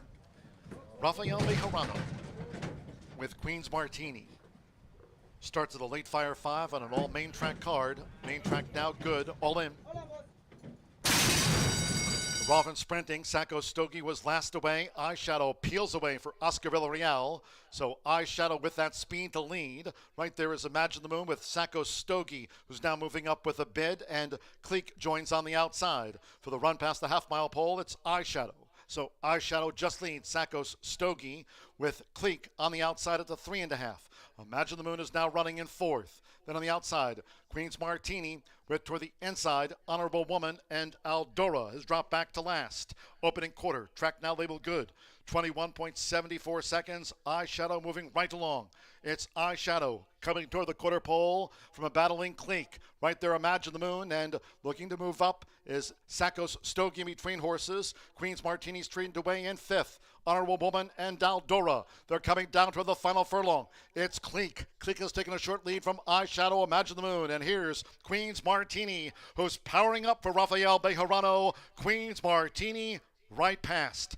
Close to home, Queen's Martini finishes on top by 3 from Cleek. Imagine the Moon third, and Eyeshadow finish fourth.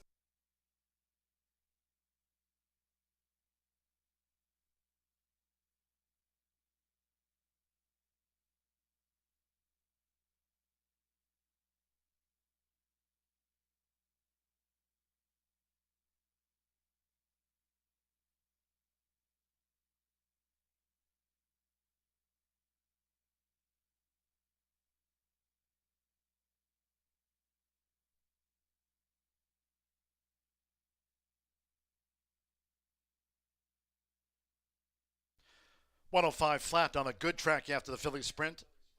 105 flat. 7.63 won the unofficial. 7 Queen's Martini at 8-5 first. 6 Cleek at 7-2 1 second. Number 3 Imagine the Moon at 5-2 third, and 1 Eyeshadow at those 19-1 odds fourth after Philly Sprint. Hold all until official. Daughter of Mucho Macho Man. Queen's Martini trained down by Ron Moquette with Mr. Bejarano. Queen's Martini at 8-5 starts the late Fire 5.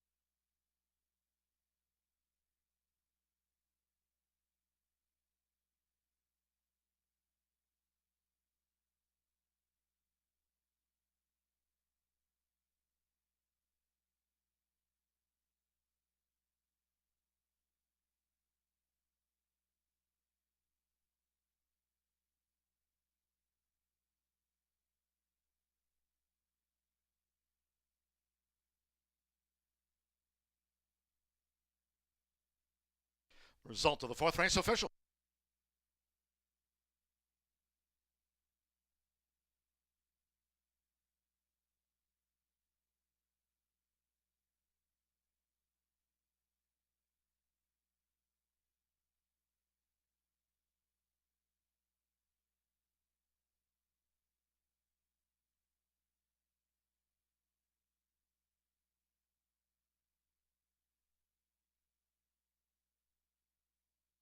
Returning to the Murphy Trailer Sales Winner's Circle, the 7 Queen's Martini with Rafael Bejarano. Queen's Martini is a 3-year-old Chestnut filly by Mucho Macho Man. And a Whiskey Vixen by Value Plus, bred in Kentucky by Mucho Macho Man Syndicate and Kerry Provost. Ron Moquette now trains for Navi Chauhan with Rafael Bejarano. Horseshoe Indianapolis congratulates the winning connections of Queen's Martini. Takes out the Philly Sprint in a flat 105.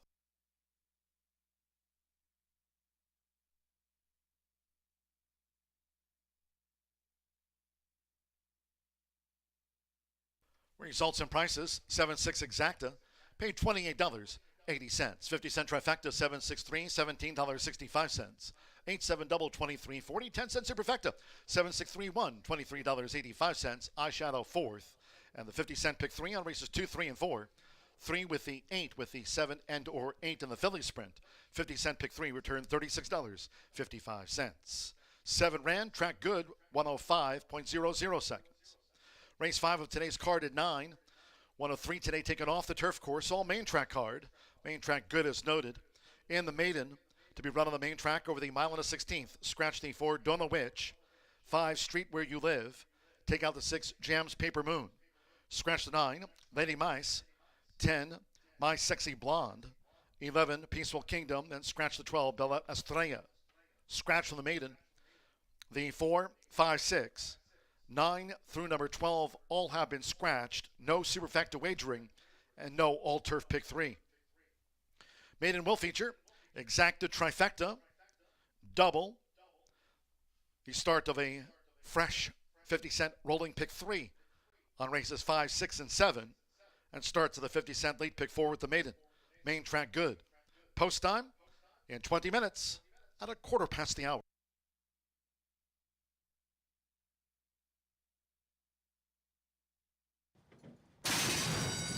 Rolfing sprinting, Sacco Stogie was last away. Eyeshadow peels away for Oscar Villarreal. So Eyeshadow with that speed to lead. Right there is Imagine the Moon with Sacco Stogie, who's now moving up with a bid, and Cleek joins on the outside. For the run past the half-mile pole, it's Eyeshadow. So Eyeshadow just leads Sackos Stogie with Cleek on the outside at the 3.5. Imagine the Moon is now running in 4th. Then on the outside, Queen's Martini with toward the inside, Honorable Woman, and Aldora has dropped back to last. Opening quarter, track now labeled good. 21.74 seconds, Eyeshadow moving right along.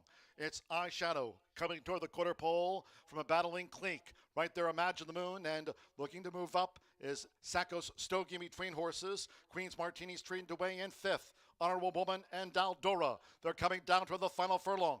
It's Cleek. Cleek has taken a short lead from Eyeshadow, Imagine the Moon. And here's Queen's Martini, who's powering up for Rafael Bejarano. Queen's Martini right past.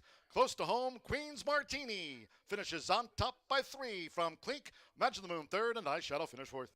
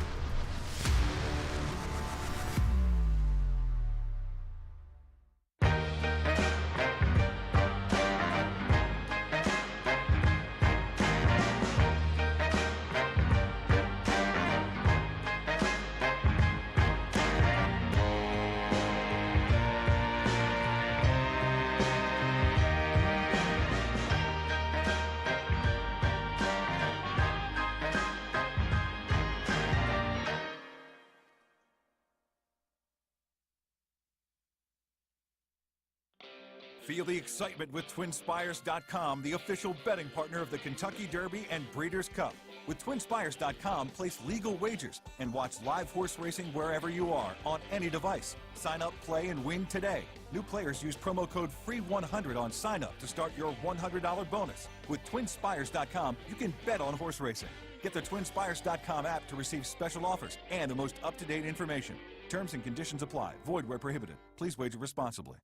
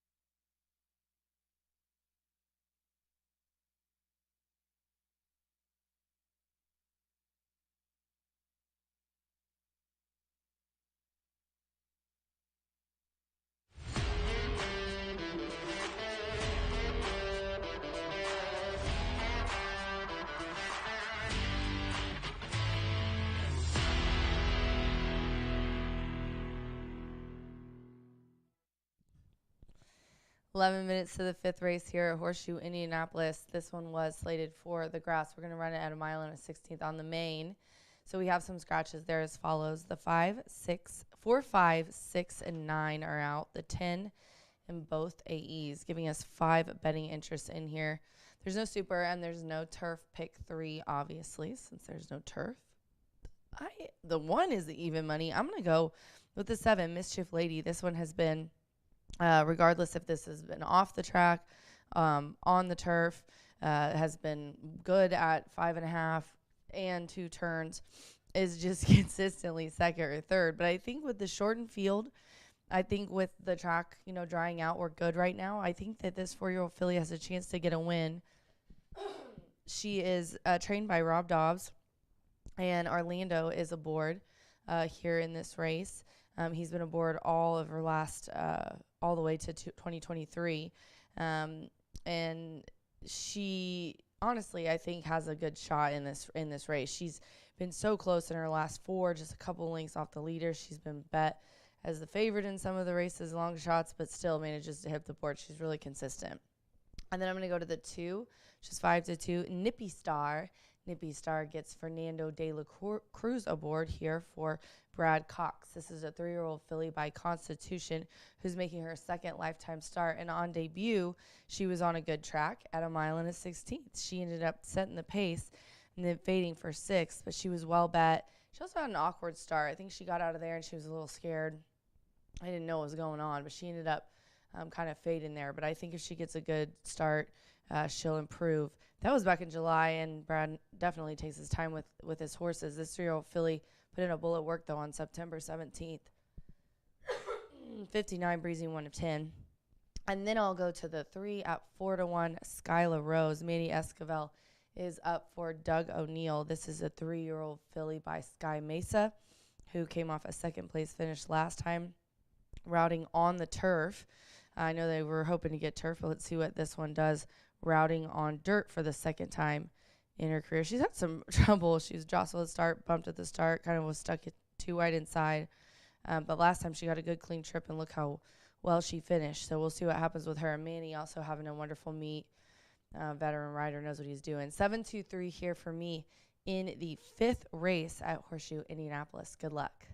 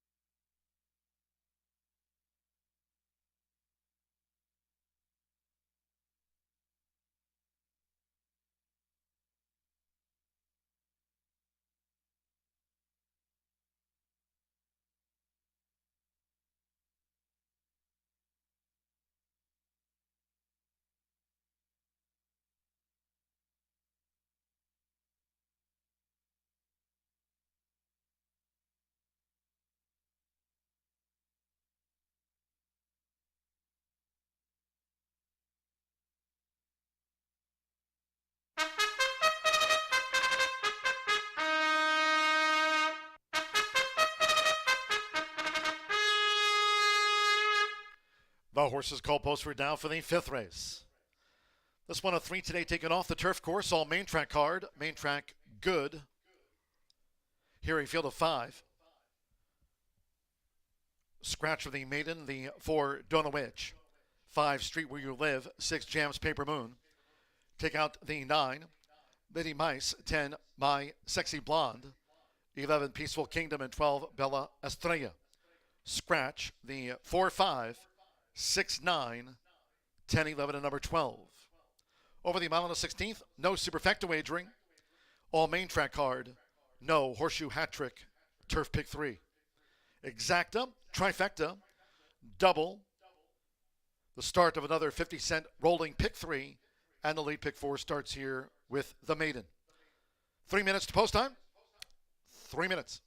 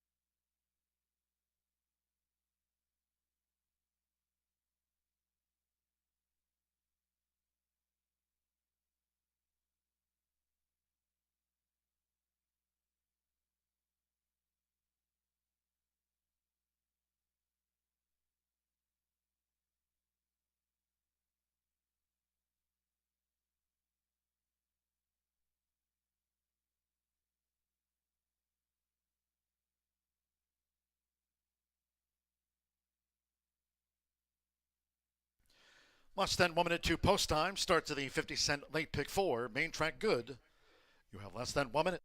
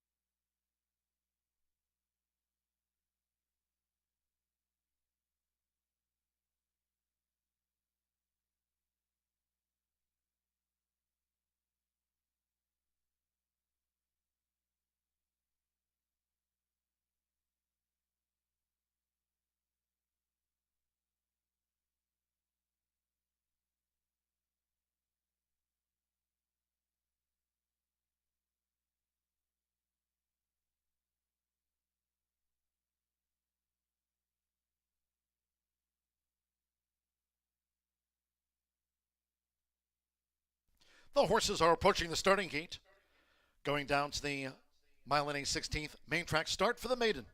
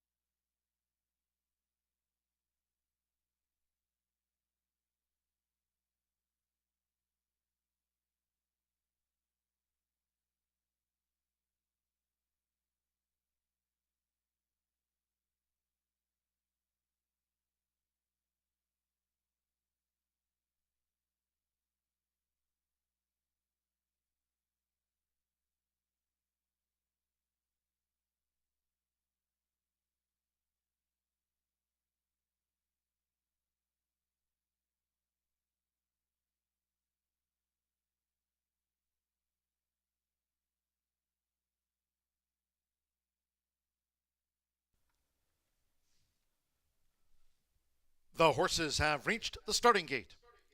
It is now post time. Loading for the maiden, Edgar Morales with Sister Honey. Fernando de la Cruz, Nippy Star coming up. The daughter of Constitution, Nippy Star, joins Sister Honey. Manny Escobar with Skylar Rose. Orlando Mexico with Mischief Lily. Mischief Lily loaded 8-5 favorite. One more, Ramon Vasquez, and 9-time started Redo. Track good, here comes the fifth, all in. They're off. Nippy Star, Sister Honey, Skylar Rose, Mischief Lily, and in the early stages, Redo over toward the rail for Ramon Vasquez has dropped back to last. It's Nippy Star. With Fernando de la Cruz, Nippy Star takes the top as they enter the first turn. Nippy Star leads Sister Honey by 2.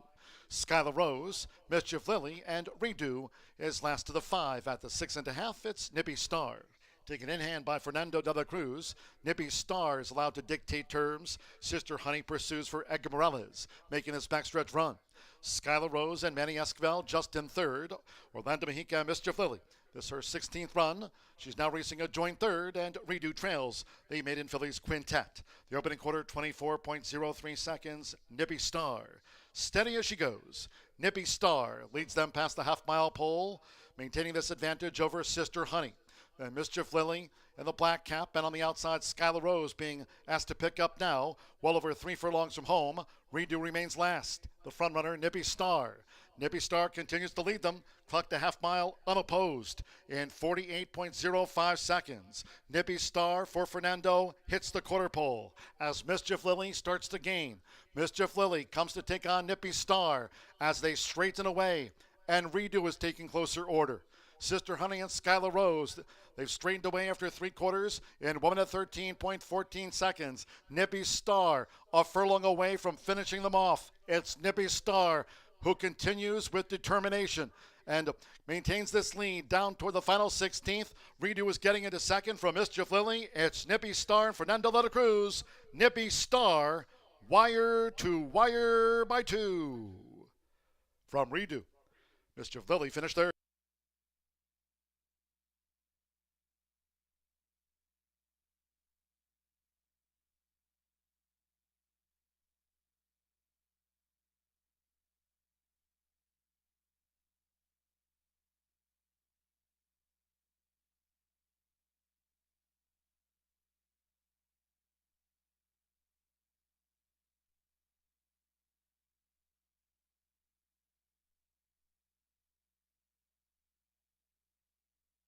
$147.90 after the maiden. 147.90, 287312. Nippy Star, 2-1 first. 8 Redo. At 5-1, the runner-up, number 7, Mischief Lily. At 5-2 third, there was no Superfecta. 3 Skylar Rose fourth, and Sister Honey fifth. Hold on until official. Fernando de la Cruz for Brad Cox. The daughter of Constitution. Nippy Star at 2-1. Wired 'em.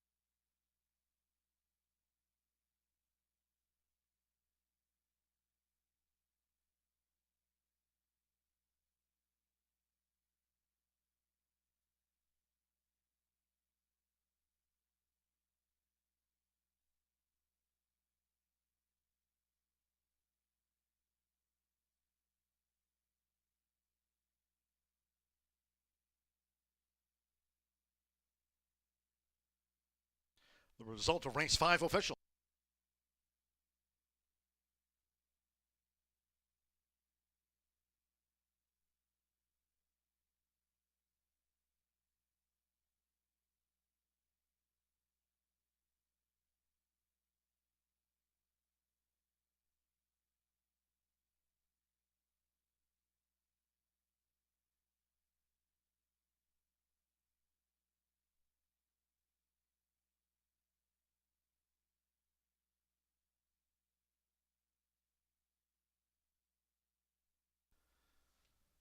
Returning to the Murphy Trailer Sales winner's circle is the 2 Nippy Star with Fernando de la Cruz.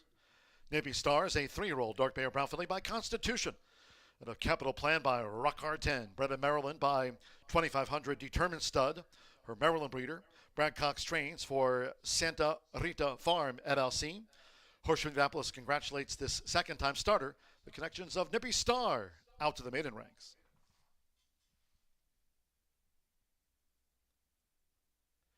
2-8 exacta, returned $25.60. 50-cent trifecta, 287 and even $24. 7-2 double, $17.60. 50-cent pick 3, $45.30. 50-cent early pick 5, $3,363.40, pays out on 5 of 5. And the 50-cent early pick 4 daily starts on our seconds of the day. All main track card, 50-cent early pick 4, $132.90, 404. In the maiden, favorite 5th, 5 ran, 147.90. Main track here remains labeled good. 6th race, maiden juvenile filly sprint, scratch the 1, Melly's Birkin. Number 1, Melly's Birkin has been scratched. Exacta, trifecta, superfecta. 10-cent grand high 5. Pentafecta wagering featured on the maiden 2-year-old fillies sprint, double pick 3. Post time in 19 minutes. It's due at 4:45.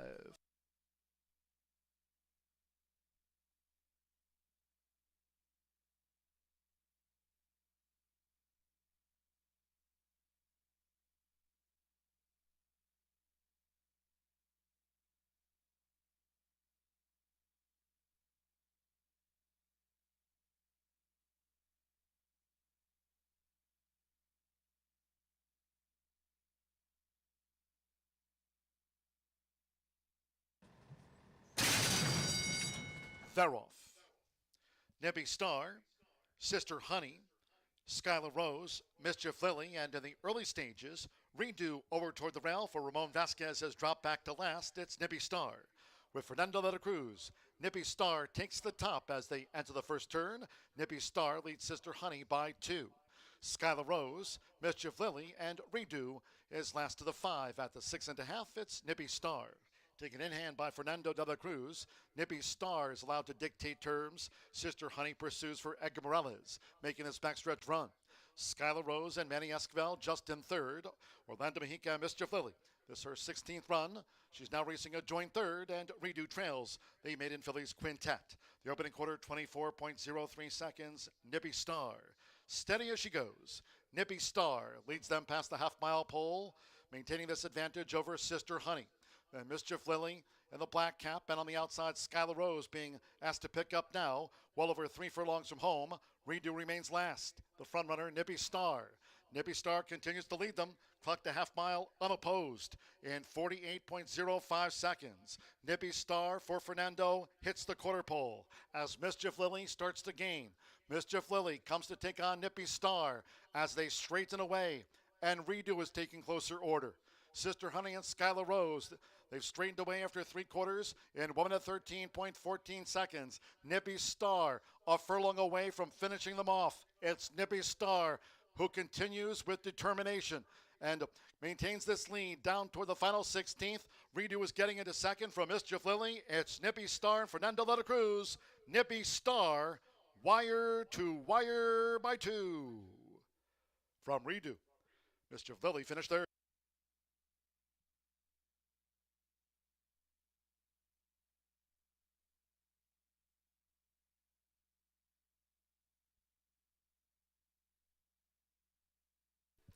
Please note in this upcoming 6th race, number 6, Oklahoma Logic, and 3 pounds to the listed program weight. That's for number 6, Oklahoma Logic, 3 extra pounds.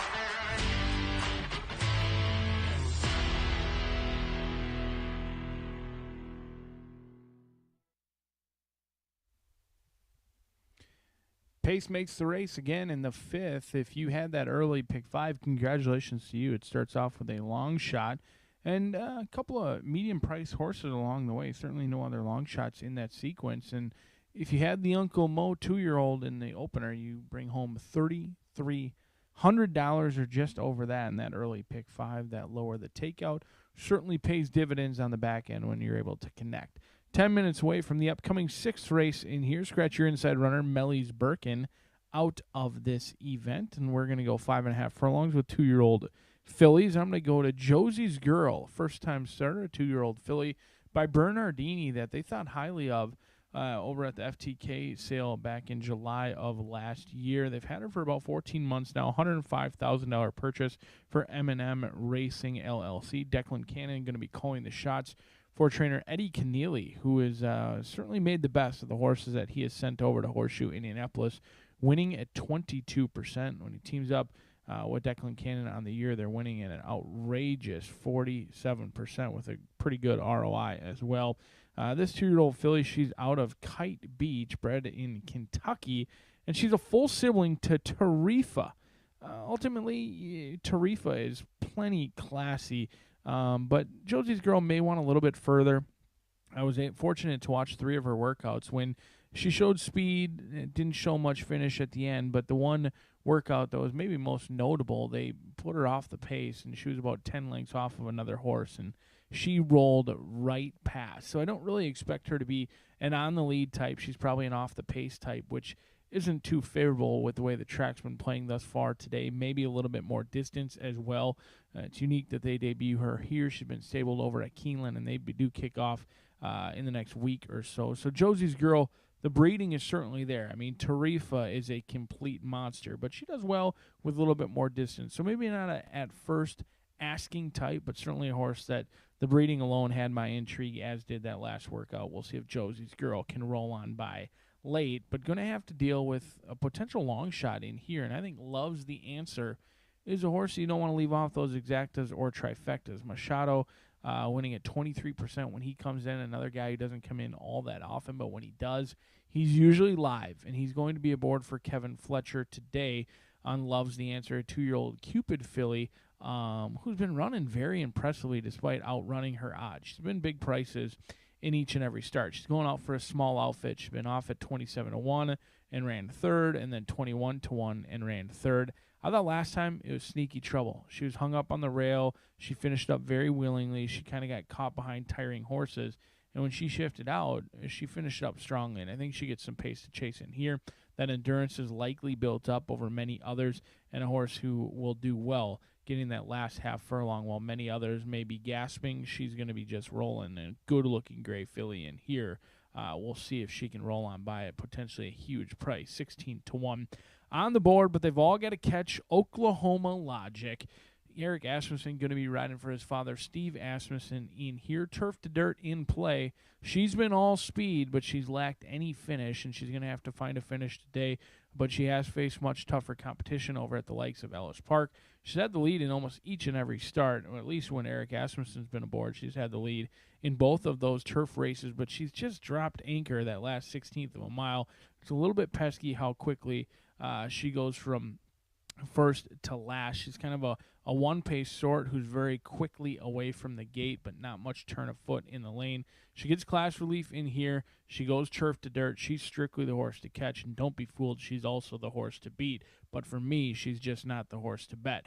We'll try a first-time starter named Josie's Girl and see if she can make her full sister Tarifa proud in a wide-open race as 2-year-old fillies set to debut, some of them, 6 minutes from now.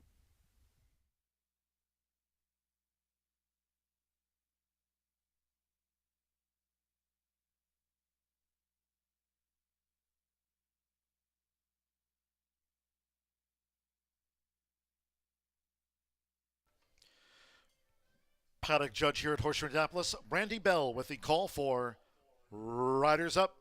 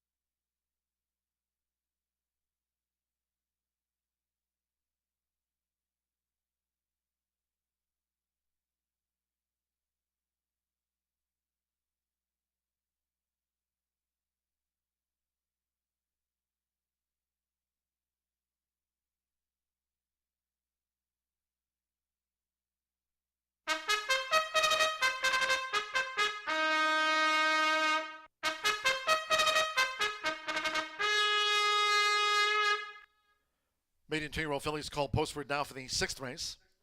This sprint carded at 5.5 furlongs. Main track good, a field of 7. Number 1, Melly's Birkin has been scratched.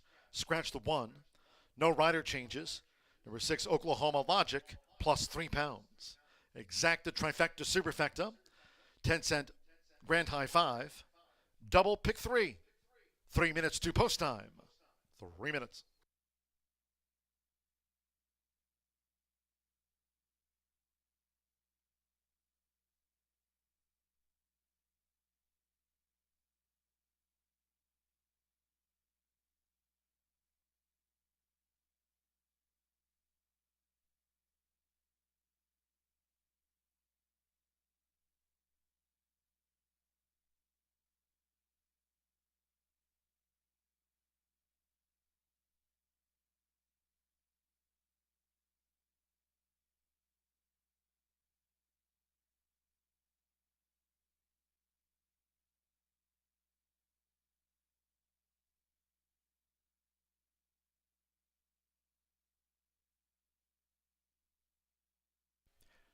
Two minutes to post time. 2 minutes.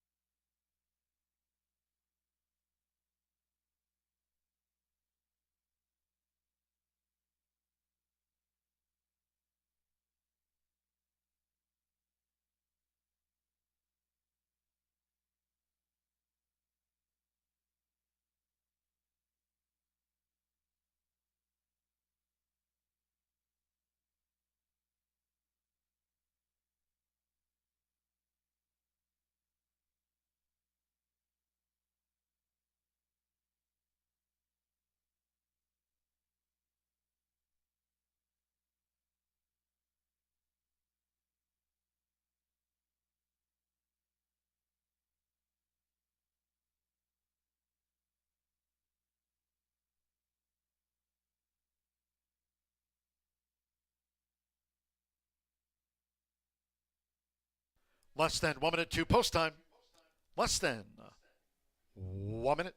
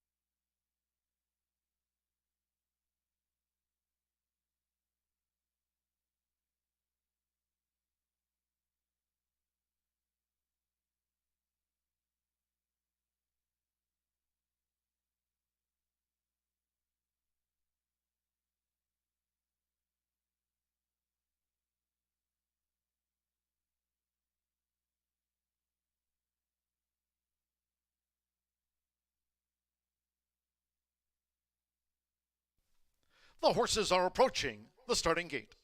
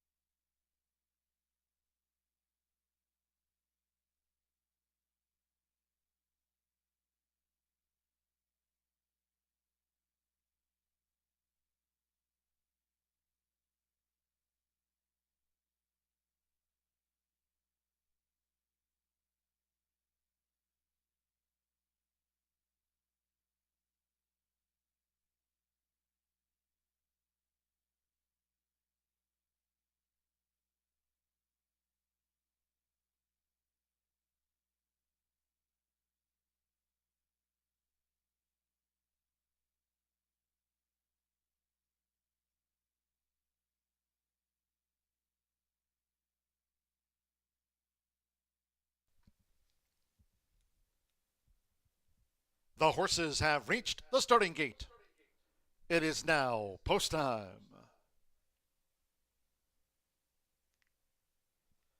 Evan Roman with Plaza Beach coming up.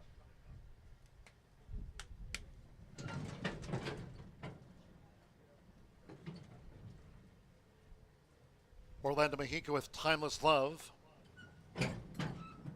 Eric Asmussen, Oklahoma Logic loaded.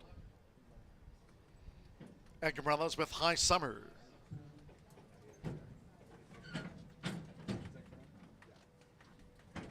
Declan Cannon, here comes Josie's Girl. Making her bow, Josie's Girl. Manny Esquivel with the first-timer, Our Pearly. Now Josie's Girl. At 5.5 furlongs, track here remains labeled good, and one more. Juan Machado with twice started, Loves the Answer, the daughter of Cupid. They're in the gate. And they're off. Well, another terrible start to Timeless Love. She dwelt on debut. She was slow away and unseated Orlando Mexico. Timeless Love is the loose filly. There's Oklahoma Logic, who rockets to the front for Eric Asmussen. Right there is Loves the Answer with High Summer tight at the rail as they move past the half-mile pole. Pearl on the outside, Plaza Beach in the red cap. Then comes Josie's Girl, who's 7 from the leader. Oklahoma Logic, paving the path around the far turn. And Our Pearly trails the maiden juvenile filly sprint. Timeless Love unseated the jockey soon after the start. Quarter 22.25 seconds at the quarter pole. It's Oklahoma Logic. Oklahoma Logic with, on the outside, Loves the Answer. And Plaza Beach is sweeping as they straighten away. With toward the inside. High Summer running in fourth. Then Josie's Girl and Our Pearly. They're deep in the final furlong, and here's Plaza Beach for Evan Roman. Plaza Beach charging after Oklahoma Logic. It's the daughter of Instagram. Plaza Beach asserting close to home. Plaza Beach driven out at second asking by a half length over Oklahoma Logic, reeled in by Plaza Beach. Loves the Answer, High Summer, Our Pearly, Josie's Girl.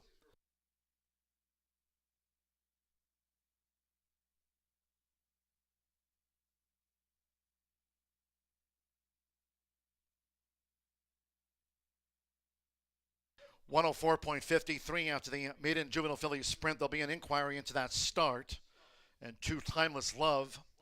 That filly's still loose here on the track with the outrider in pursuit of the loose filly. Timeless Love, unofficial. 56834 inquiry concerns the start and the actions of two Timeless Love. Staff be advised the filly is coming back the wrong way here, Timeless Love. We still have a loose filly on the track. 5 Plaza Beach, 6-5 first, 6 Oklahoma Logic, 2-1 second, 8 Loves the Answer, 13-1 third, 3 High Summer, 12-1 fourth, and 4 Our Pearly fifth for the Pentafecta.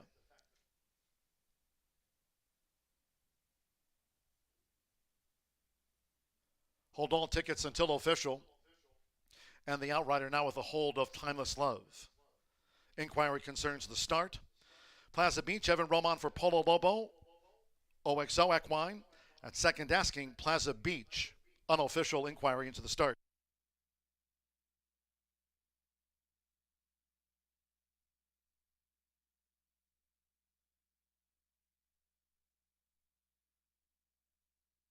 There was an inquiry into the start, and there'll be no changes made to the running order. All 7 declared starters. Timeless Love causing her own issues soon after the start of the maiden 2-year-old filly sprint. And again, that loose filly is with the Outriders here on the track.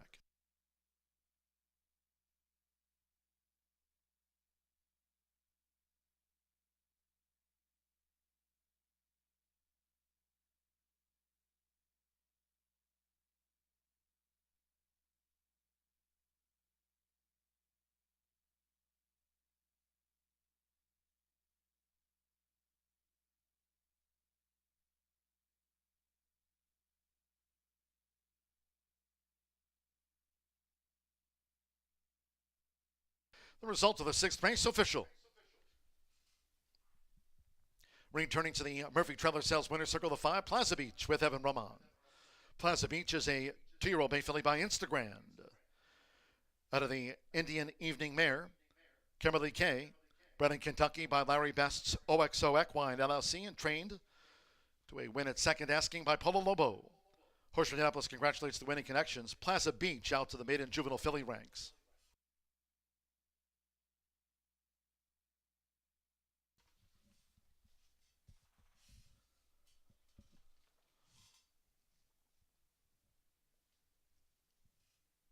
Results in 10-cent Pentafecta paid $73.63. Our Pearly 5th. 5-6 exacta $16.80. 50-cent trifecta 5-6-8 $19.10. 2-5 double and even $22. 50-cent pick 3 on races 4, 5, and 6. 7 and/or 8 with the 2. With the 1 and/or 5 $28.40. High Summer 4th. 10-cent superfecta 5, 6, 8, 3 $12.76. 7 declared starters. 104.53 on a track labeled good. Race 7 of today's 9 on a low main track card. Maiden off the turf. Race 7 over the mile and a 16th. Scratch 5, Stay Lost. 6, I Am the Sauce. 8, Estuary. Take out the 9, Miss Susan B. 10, Zapara. And scratch 11, Runaway Kitten. Scratch the 5, 6, 8, 9, 10, and number 11. 7, Gidget Rose Lee. And a change of equipment for Doug O'Neill, blinkers on. Blinkers on, 7, Gidget Rose Lee. Exacta, trifecta, superfecta, 10-cent pentafecta, double, and final pick 3 is part of a 9-race card. Track good, post time 5:16.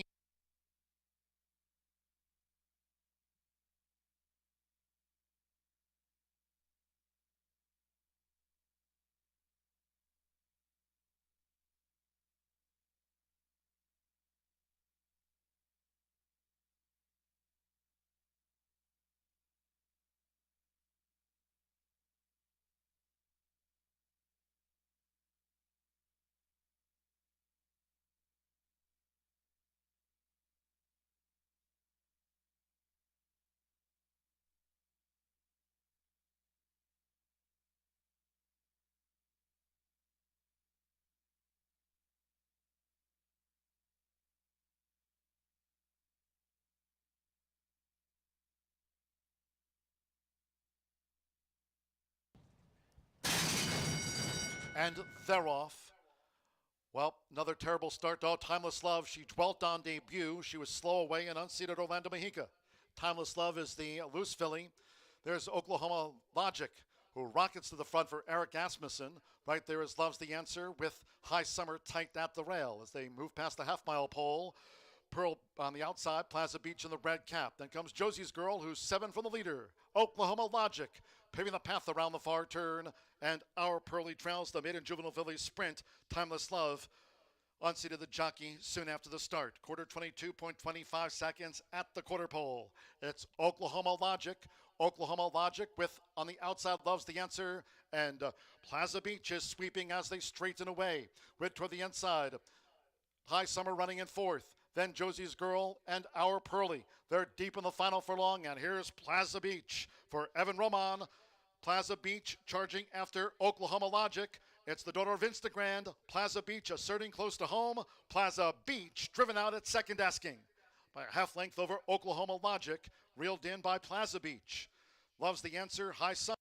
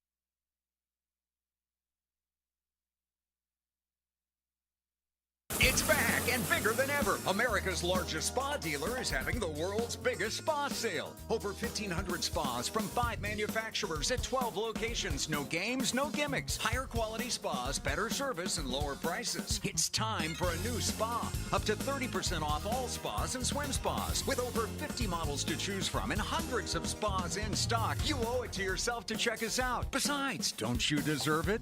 World's biggest spa sale going on now at Family Leisure.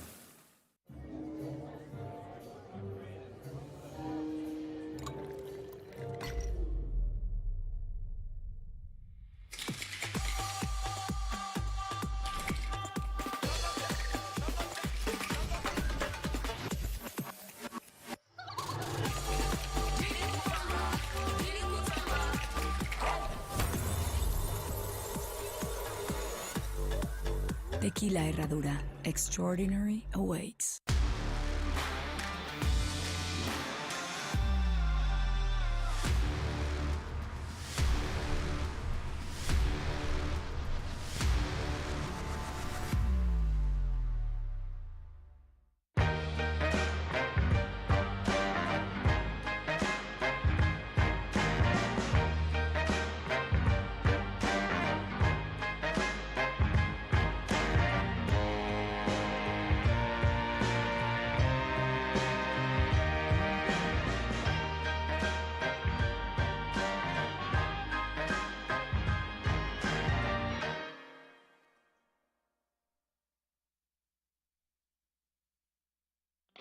Feel the excitement with TwinSpires.com, the official betting partner of the Kentucky Derby and Breeders' Cup. With TwinSpires.com, place legal wagers and watch live horse racing wherever you are on any device. Sign up, play, and win today. New players use promo code FREE100 on sign up to start your $100 bonus. With TwinSpires.com, you can bet on horse racing. Get the TwinSpires.com app to receive special offers and the most up-to-date information. Terms and conditions apply. Void where prohibited. Please wager responsibly.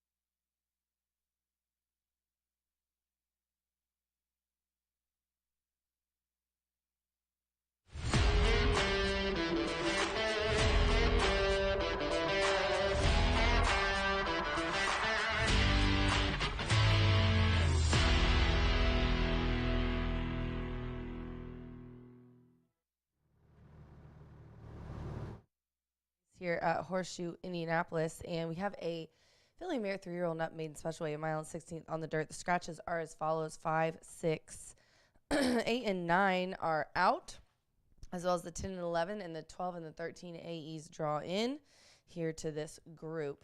I'm going to go with the 3 on top, the 4 being the 6-5 favorite, but Karen Hill, this one right now at 7-2 on the board, gets Ramon Vasquez up for Mike Moneymaker, and this one. Mike, in his last 10 starts, has had 6 in the money finishes, including a few wins. So he's one of very high percentage trainer, but here recently, that's in the last 7 days. This one is second versus similar. Last time out at a mile and 70 in a maiden special weight. That was August 7th. This one's been away for 48 days, so a little bit of freshening. I like that. This one also has early speed that I think will benefit her in the inside on 2 turns as well. But yeah, that second place finish looked really good, and it was when it was taken off the turf as well.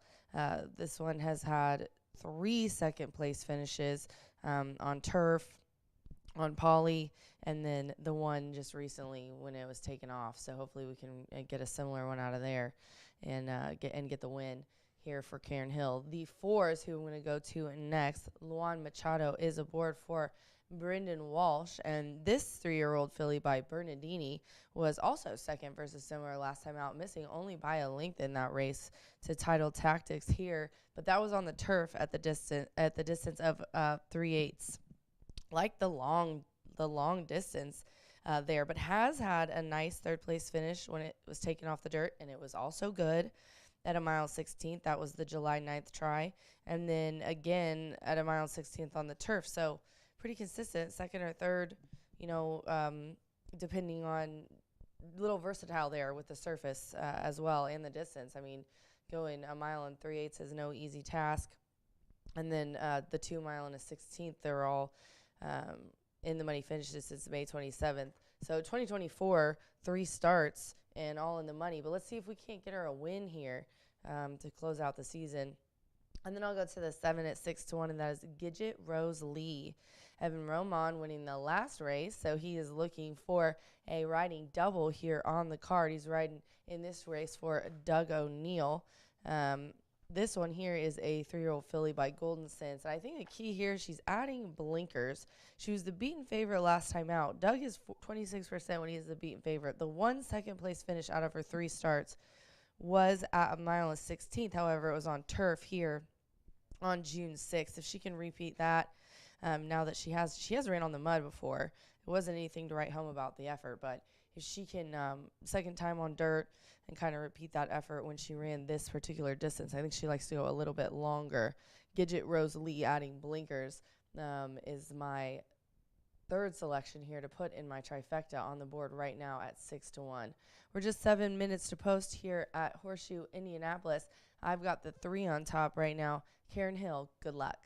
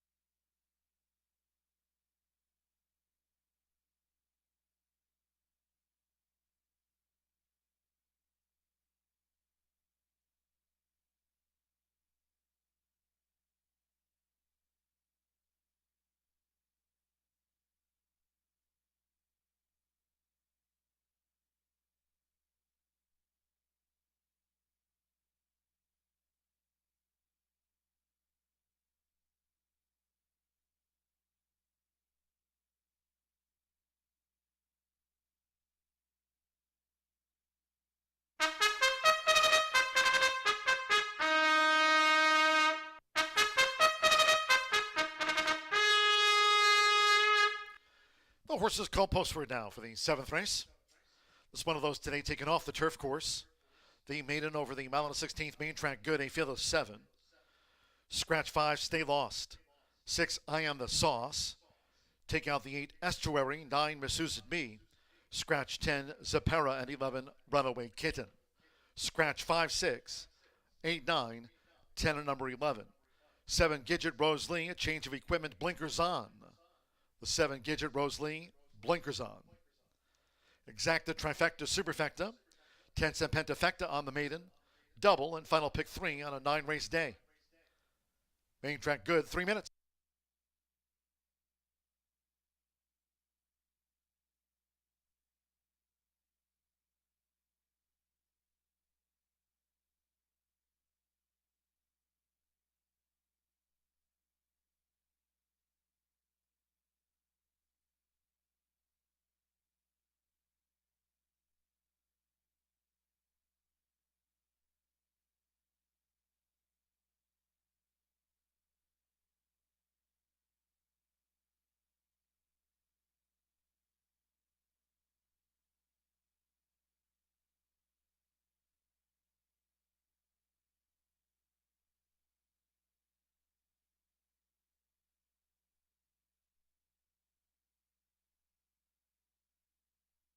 Two minutes to post time. 2 minutes.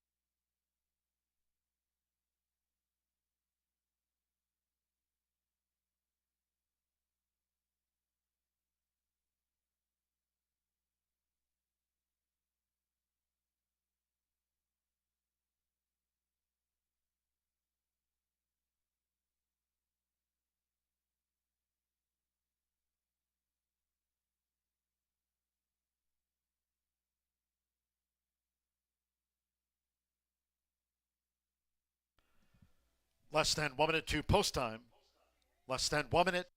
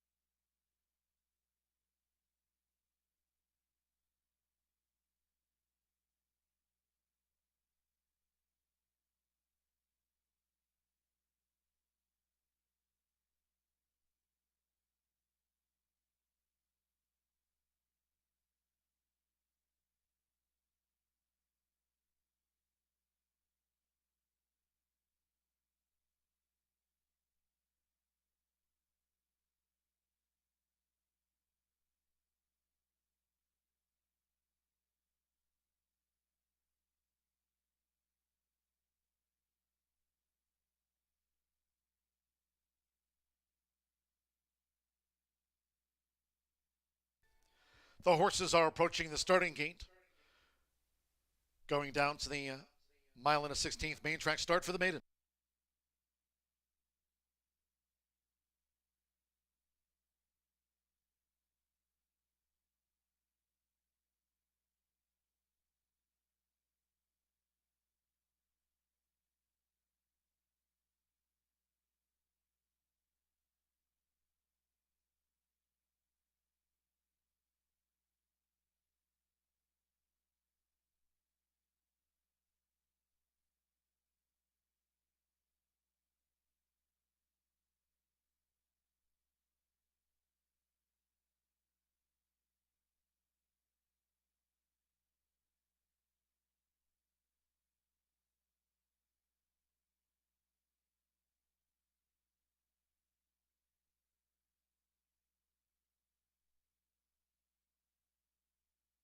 The horses have reached the starting gate.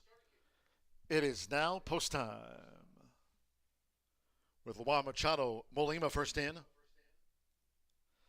Alberto Burgos with Lil's Coffee, like Gidget Rose Lee, both here for Doug O'Neill. Gidget Rose Lee, Evan Roman riding for a double. Sando Sanjor, Rebakina's in. Ramon Vasquez with Karen Hill. Agarella's Tribe coming up, the daughter of Free Drop Billy. Over the mile and a 16th, so stand by. One more. Andres Aloha with Jenny Lowe. They are in the gate. Karen Hill getting fractious ready. And they're off. So there's the great Karen Hill with Lil's Coffee. Molima settles. First-time blinkered Gidget Rose Lee is also forward. On the outside, Tribe. Molima, Royal Blue with the white epaulets in fifth as they enter the first turn. Rebakina and Jenny Lowe. It's Karen Hill. So with Ramon Vasquez, Karen Hill has taken the early lead with just inside 7 furlongs to run. With those black blinkers on, Gidget Rose Lee is in pursuit. And Tribe's in the 3-path. Alberto Burgos and Lil's Coffee in the meantime is saving ground as Karen Hill leads them up the back. Then comes Molima running in 5th. It's a break of 7 more to Rebakina and finally Jenny Lowe. Opening quarter, 24.05 seconds, Karen Hill. Karen Hill dictates the field from Gidget Rose Lee staying close and Tribe 3 deep uncovered. Lil's Coffee is drawing in toward the inside with Juan Machado Molima is in 5th and is 4 lengths off the leader Karen Hill past the half mile. Then comes Rebakina and Jenny Lowe still trails the maiden distaff. Half mile for the front runner, Karen Hill. 47.84 seconds as they round the far turn. It's Karen Hill. Gidget Rose Lee has been close up for Evan Roman. Gidget Rose Lee coming up now to Karen Hill. Even terms at the quarter pole. Lil's Coffee with Molima now making headway. Then on the outside is Tribe, who's dropped back after a wide run. Rebakina. And finally, as they straighten away, Jenny Lowe is last. 3/4, 1 minute 12.70 seconds. Gidget Rose Lee has taken the lead. So Gidget Rose Lee with first run for the final furlong as Molima comes charging hard up into second. Rebakina is also staying on. Karen Hill and Lil's Coffee, they're close to home. Molima descending on Gidget Rose Lee. Gidget Rose Lee holding sway. Gidget Rose Lee to win it from Molima. Rebakina was third, then Lil's Coffee and Karen Hill finished 5th.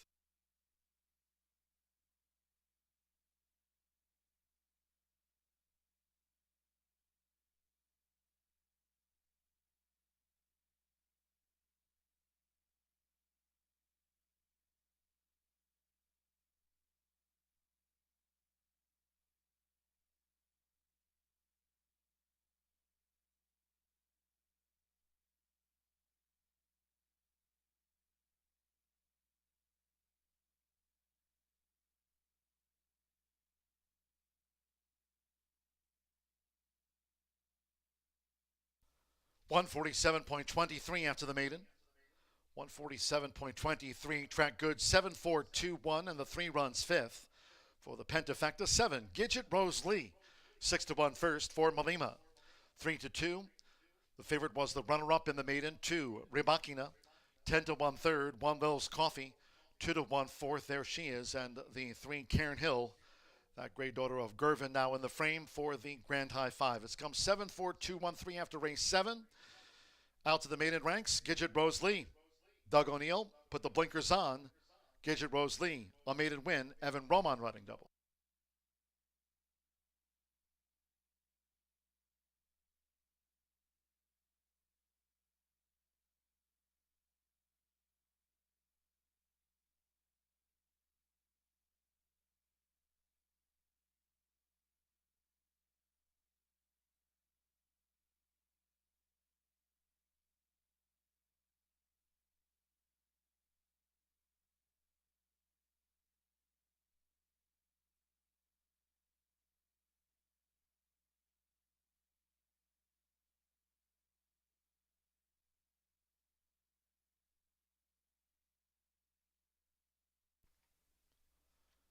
The winning groom leading into the Murphy Trailer Sales Winner's Circle, the 7. Gidget Rose Lee, riding double for Evan Roman. Sweeps a double on the card. Here on Gidget Rose Lee, 3-year-old chestnut filly by Golden Sense out of Sweet Hallery by Hold Me Back. Bred in Kentucky by Glenn Sorgenstein, W.C. Racing. Doug O'Neill trains for Rosecrest Farm LLC. Lisa Ballio, Linda Nowotny, and Kelly Woolsey. The ownership of Gidget Rose Lee, out to the maiden ranks.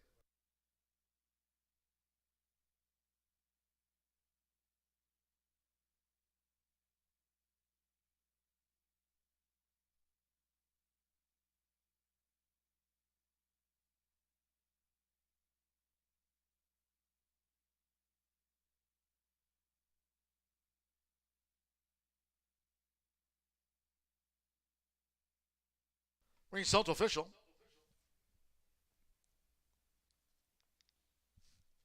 7-4 exacta paid $58.20. 50-cent trifecta 7-4-2, 56.20. With Karen Hill 5th. The 10-cent pentafecta 7-4-2-1-3 returned $28.73.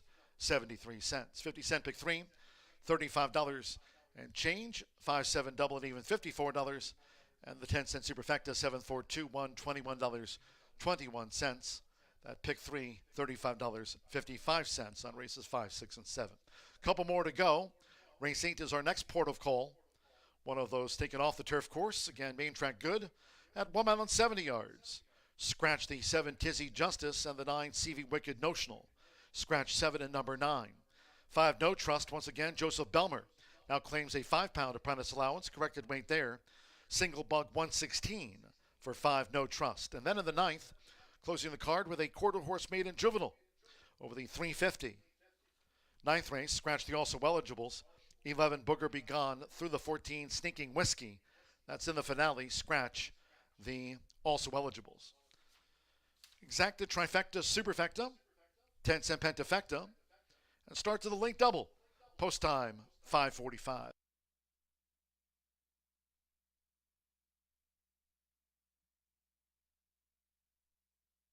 Ready, and they're off. So there's the great Karen Hill with those coffee.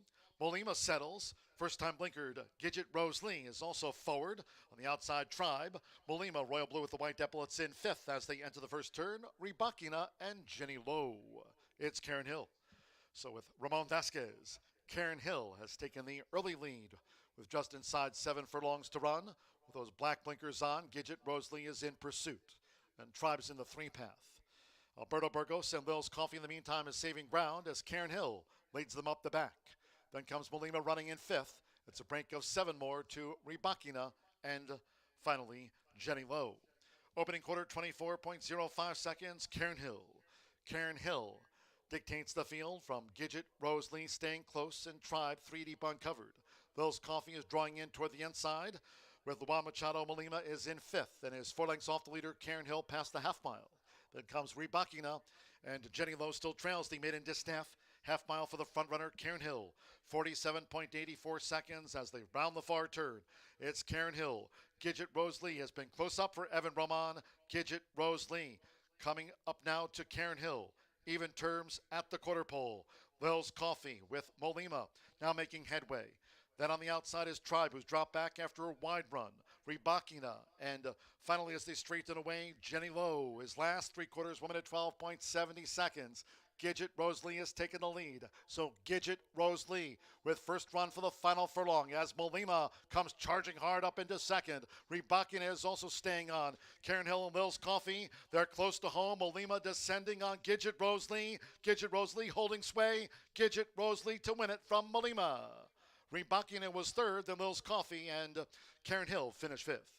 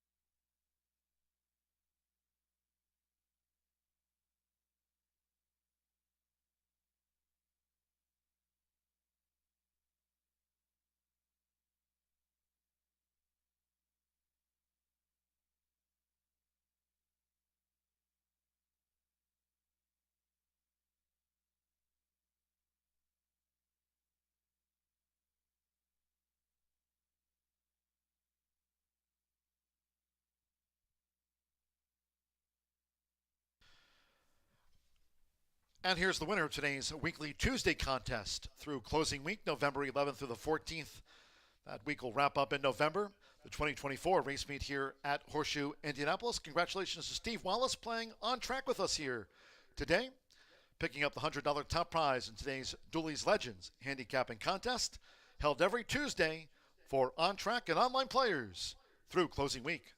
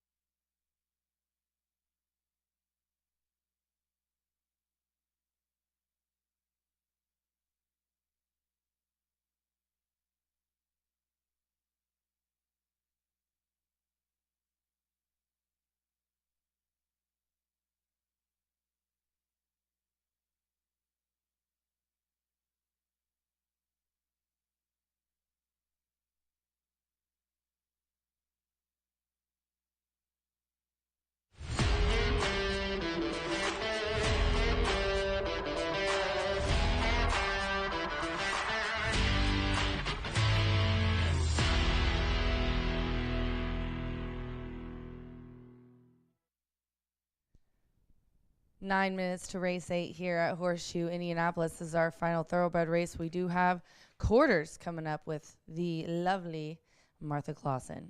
The changes are as follows. This is a mile and 70 on the dirt, as it was slated for a mile on the grass today.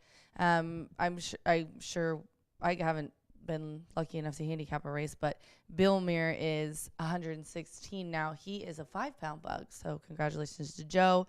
The 7 in the MTO are out. So this is an allowance. It's an Indiana sired filly and mare, 3-year-old and up. Morning line went to the 3, the 1 Red Hot Justice, second choice, and I think those two are pretty tough. I thought that the morning line really had the top 3 in this race in good spots. So front cover, let's start with the 5-2 favorite right now. Alberto Burgess aboard for Jay Holden, who bred this one with his dad, Arvin. And also they own this 3-year-old filly who was beaten less than a length for third last time. What a finish. Jolly Justice, Charming Jays, who is in here, the 6th, was second and just was right there. She kind of got a bad head bob in that race. She's back to dirt. She's ran the last 2 on turf, but she has ran on dirt and has a win and a third place finish on here. A mile is one distance that she hasn't done that great at. She's missed it just by a couple lengths a few times, but it seems like she likes to go a little bit longer. But I do think in this group, she has ran well at a mile, and here in this group, I think she's got a really good shot today, especially with her kind of closing off the pace style in this group. And then I'll go to the 6 is 6-1 right now, and that's Charming Giselle. Eddie Perez is up here for Bob Gorham, and Eddie's had a nice last week of racing. He's had a couple wins, a nice third, and this one was second by a neck with Shorty up versus similar last time. There's not a whole lot of speed in this race, but 64 last out was the highest. And look at this filly on her toes, looks amazing in the paddock, ears pricked, just carrying really good flesh. I can't say enough about how she looks in the paddock right now. Charming Giselle, my second selection. And then I rounded it out with the rail, who's 4-1, along with Classic Kitten. Fernando de la Cruz is up here in this race. He actually won a race earlier, so he's looking for a riding double after winning the 5th here. He's riding for Ray in this race, who owns and trains this 4-year-old filly. Is 2 for 2 at the distance of the money. Has a first and a third. Dirt has a second and a third. Has ran in turf the last couple. Broke the maiden by almost 7 as the batter's favor August 14th. Then comes back September 4th. Got right off the lead, and I think gave a little bit too much to get up there. Plus, it was a mile and a 16th. I think this filly likes to go more of the flat mile. So this is probably her preferred distance. But she's been her better's favorite in her last 4 races. Finally broke the maiden by mini on the grass, and then I think just went a little too long last time. Getting back to dirt and back to a mile and 70, I think is going to do wonders. She's definitely going to be right there in the thick of it. 3-6-1 for me here in the 8th race. Front cover on top. Good luck.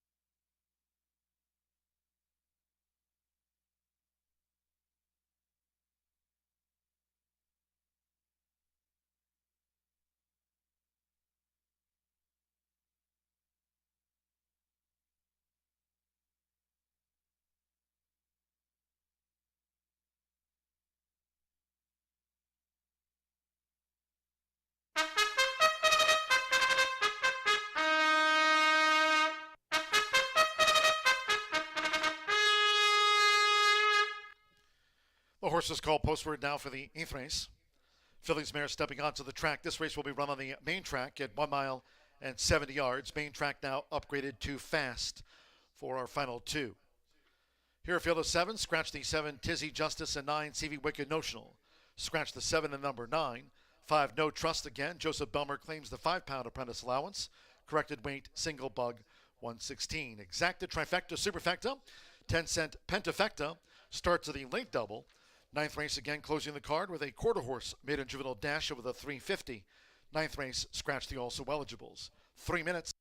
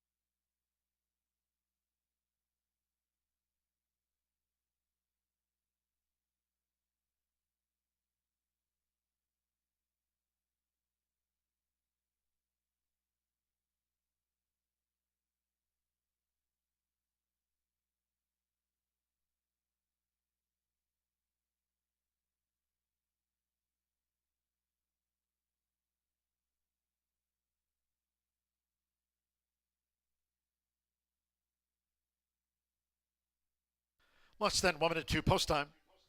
Less than 1 minute. Main track now fast.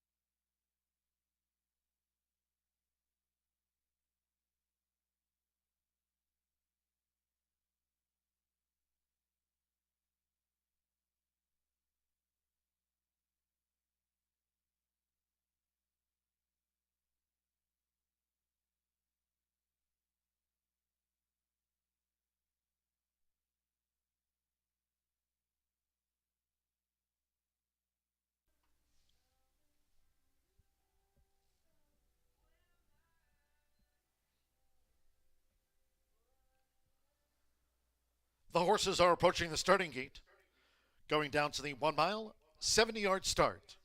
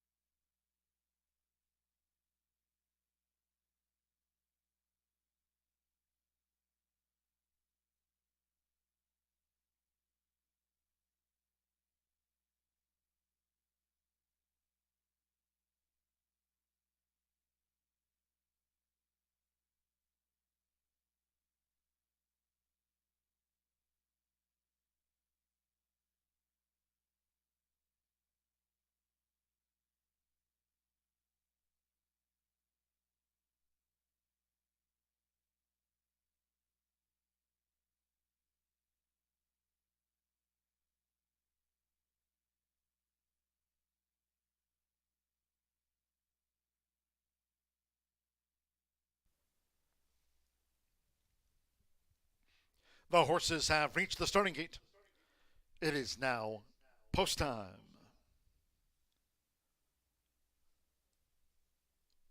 Loading for an end of the cruise with Red Hot Justice. Andres Aloha Thizzle in. Santos Sanjo with Classic Kitten loading up.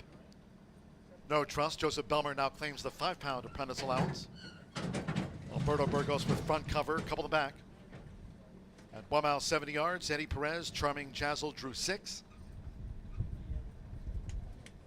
Red Hot Justice now the 2-1 favorite. One more. Enchanted Melody. Joe Ramos. Won our third of the day. They're in the gate.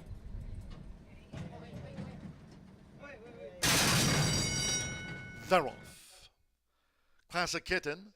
Thizzle with that speed, and Enchanted Melody follows Thizzle to the early lead for Andres Aloha, with Enchanted Melody keen after a sharp start. Classic Kitten in third as they enter the first turn. And then in between horses, front cover on the outside, Charming Jazzle.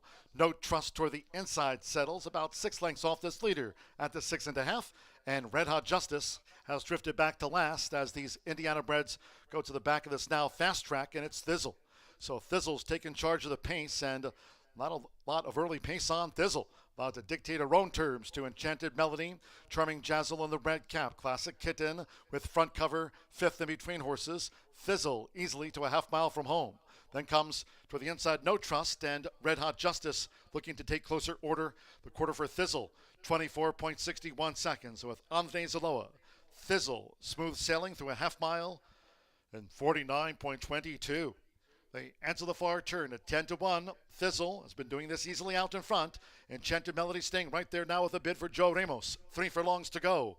And Charming Jazzle is in range. So Enchanted Melody has taken the lead from Thizzle, who's dropped back once headed, as Charming Jazzle is coming up on the outside now with a bid. Classic Kitten pulled to the extreme outside. Red Hot Justice in the pink silks. Front cover, No Trust. Thizzle has retreated as these fillies mares straighten away after 3 quarters. In 1 minute 14.31 seconds with Eddie Perez. Charming Jazzle's a furlong away and leads Classic Kitten by 2. Coming past the 16th. Red Hot Justice up into 3rd. They're close to home. Charming Jazzle just kept on finding to the finish. Classic Kitten was the runner-up. Red Hot Justice 3rd. No Trust, Enchanted Melody front cover.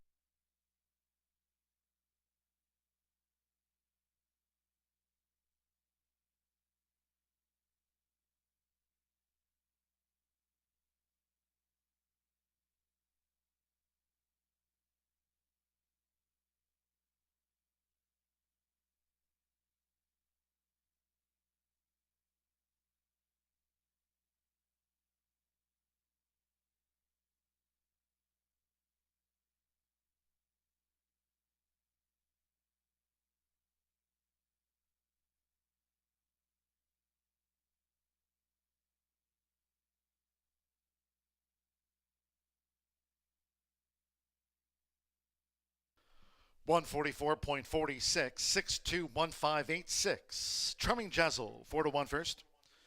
Number 2, Classic Kitten at 7-2 was second. 1, Red Hot Justice at 4-1 third.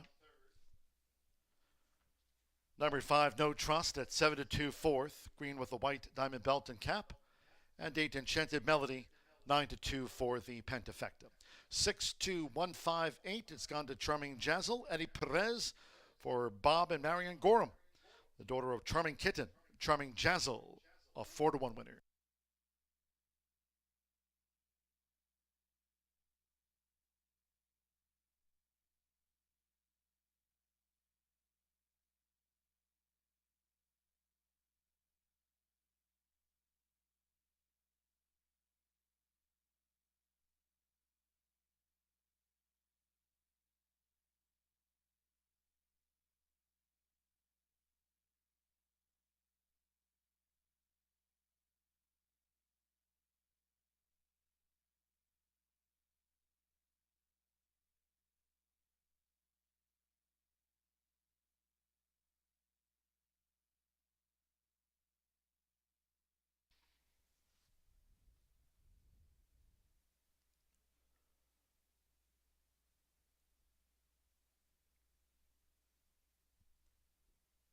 Returning to the Murphy Trailer Sales Winner Circle, the 6th, Charming Jazzle with Eddie Perez.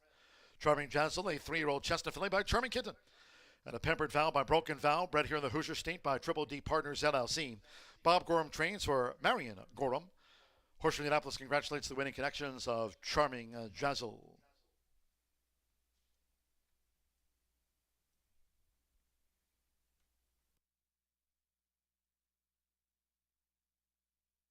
Result official.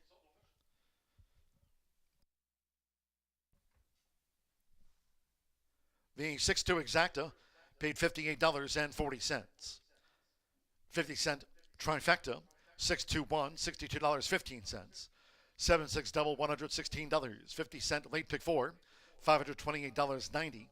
No trust fourth, 10-cent superfecta, 6215, $39.41. 50-cent pick 3, $81.30. 50-cent late fire 5, $1,763.85 on 5 of 5. And the 10-cent Pentafecta, 62158. That 10-cent Grand High 5 wager returned $140.10, 144.46 fast track. One more to go, 19 minutes away. Race 9, we close the card with a quarter-horse maiden juvenile dash of the 350. Fast track, scratch the also eligibles. Scratch 11, Booger Be Gone through 14, Sneaking Whiskey, take out the AEs. Reported overweights, the 1, HF Let It Go, 5 over. 2, Encore Second Act, 7 over. 3, Apolitical, 6 a run, 7 pounds. The 4, Estella, 7 over. 5, Flair for the Cash, 4 over. 6, She's a Bull Concept, 7 pounds over. 7, Louisiana in Love, 7 over. 10, Flash and Jamie, 5 extra pounds. Exacta, trifecta, superfecta, 10-cent quarter horse pentafecta, 614, post time.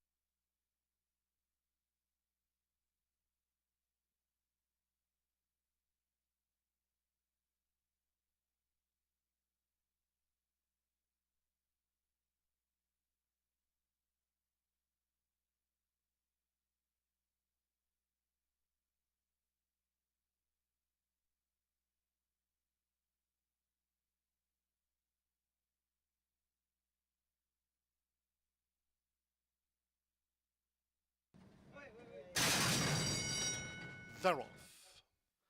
Classic Kitten, Thizzle with that speed, and Enchanted Melody follows Thizzle to the early lead for Andres Aloha, with Enchanted Melody keen after a sharp start. Classic Kitten in third as they enter the first turn.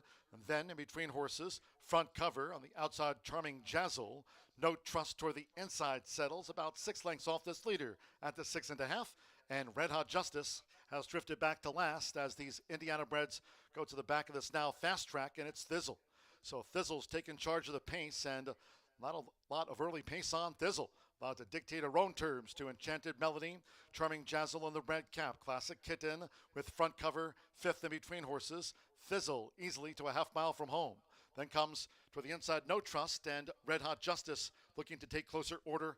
The quarter for Thizzle, 24.61 seconds with Andre Zaloa. Thizzle, smooth sailing through a half mile and 49.22. They answer the far turn at 10-1. Thizzle has been doing this easily out in front. Enchanted Melody staying right there now with a bid for Joe Ramos. 3 furlongs to go. And Charming Jazzle is in range. So Enchanted Melody has taken the lead from Thizzle, who's dropped back once headed, as Charming Jazzle is coming up on the outside now with a bid. Classic Kitten pulled to the extreme outside. Red Hot Justice and the Pink Silks. Front cover, No Trust. Thizzle has retreated as these fillies and mares straighten away after 3 quarters in 1 minute 14.31 seconds, with Eddie Perez. Charming Jazzle's a furlong away and leads Classic Kitten by 2. Coming past the 16th, Red Hot Justice up into 3rd. They're close to home. Charming Jazzle just kept on finding to the finish. Classic Kitten was the runner-up. Red Hot Justice 3rd. No Trust, Enchanted Melody front cover.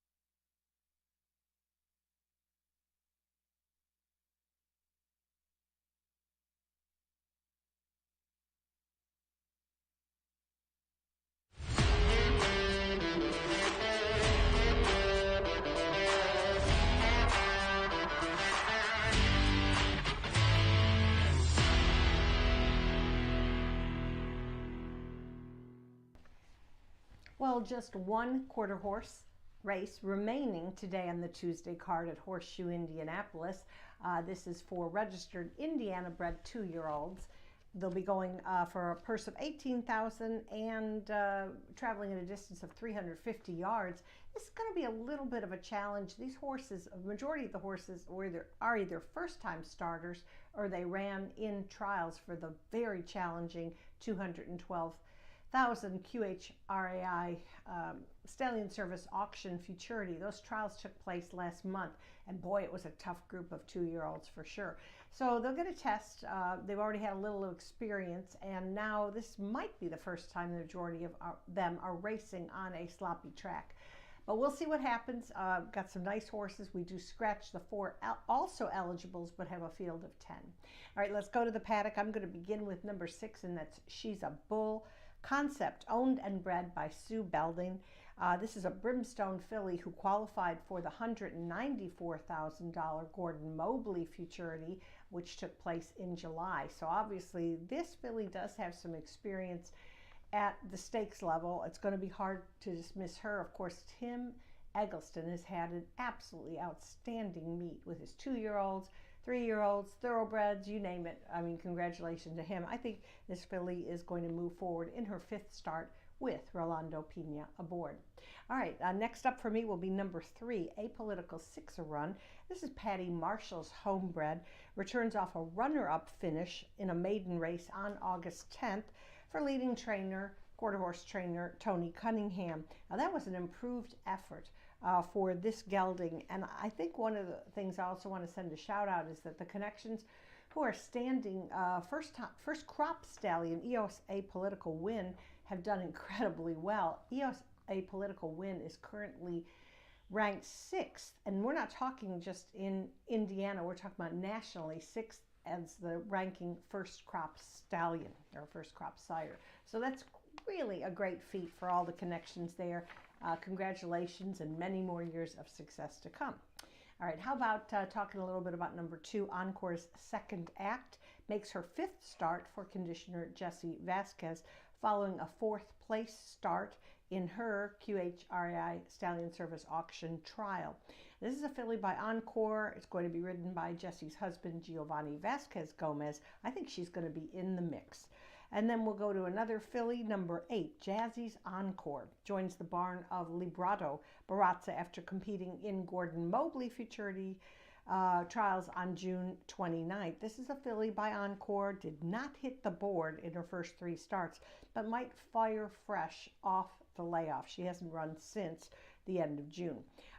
Eduardo Diaz has the call for Librado Barazza. We'll give her a look. She's going to be a price. Hopefully we'll get there. All right, so I'm going to go 6-3-2-4 in our finale. We do have 2 quarter horse races coming up tomorrow. And don't forget, our next all quarter horse day will be Saturday, October 5th. Good luck to all. Have a good evening.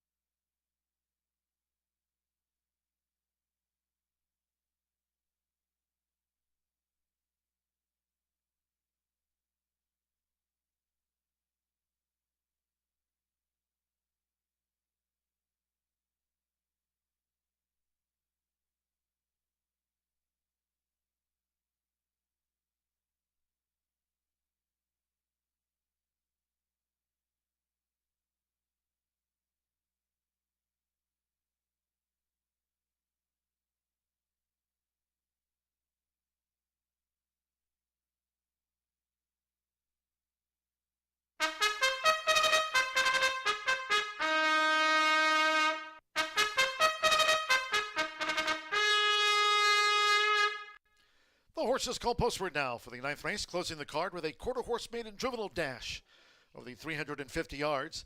Fast track, Efieldo 10. Scratch the also eligibles. Scratch 11, Booger Be Gone through the 14, Sneaking Whiskey. These overweights. 1H Let It Go, 5 over. 2 Encore Second Act, 7. 3 Apolitical, 6 a run, 7 extra pounds. The 4 is Stella, 7 over. 5 Flair for the cash, 4 over. 6 She's a Bull Concept, plus 7. Number 7, Louisiana in Love, 7 extra pounds. 10 Flash and Jamie, 5 over. Scratch the also eligibles. Exacta Trifecta Superfecta and the 10-cent quarter horse Pentafecta nearing post time.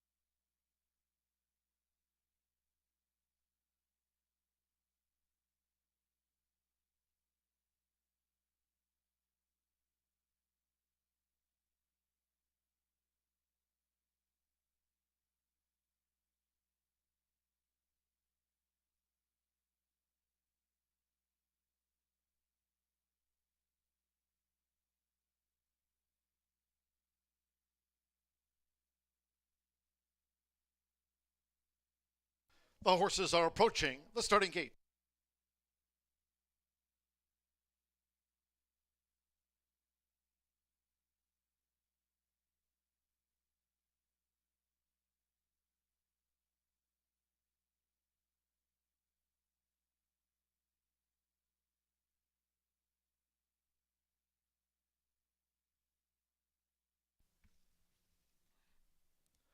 The horses have reached the starting gate. It is now post time. They're going in. HF Let It Go, Encore's second act. Stella loaded. She's a Bull Concept. Apolitical 6 run.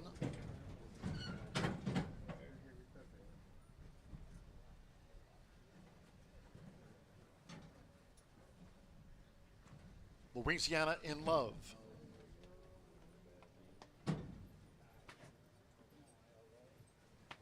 Flair for the cash drew 5. Jazzy's Encore coming up.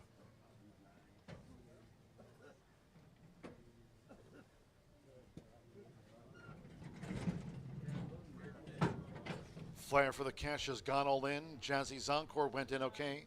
Couple in the back. Juan Marquez with County 2 drew 9. At 350 yards. Fast track. County 2. One more. Francisco Quintero with Flash and Jamie. Fast track, no wind. Wednesday post time 2:10. Here comes the last, all in. Off the finale, She's a Bull concept tears away. Flash and Jamie on the stand side with County 2 toward the inside. Apolitical 6-a-run past the 220. Apolitical 6-a-run. She's a Bull concept. Here comes Louisiana in Love. Flash and Jamie over here on the stand side rail. She's a Bull concept with toward the inside Encore second act on the wire with Louisiana in Love. Photo to the maiden then. She's a Bull concept along with Apolitical 6-a-run and County 2. Photo finish.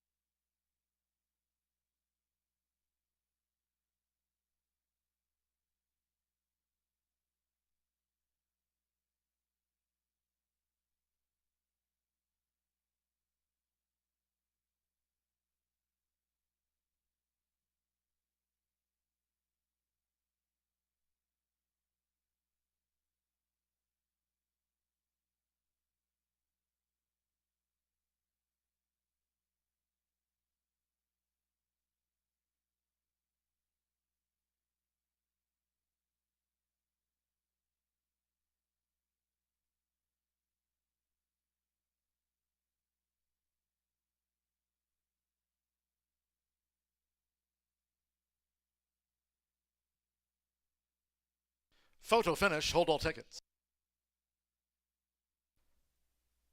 2 Encore second act at 3-1 first, a nose to the 7. Louisiana in Love at 15-1, just missed in the maiden. 18.374 seconds. Number 6, She's a Bull concept. 2-1 third, 3 Apolitical 6-a-run. 2-1 fourth, and 9 County 2 for the quarter horse pentafecta. Encore second act. Giovanni Vasquez Gomez gets the daughter of Encore home. A nose for the win, Jesse Vasquez. Encore second act, out to the maiden ranks.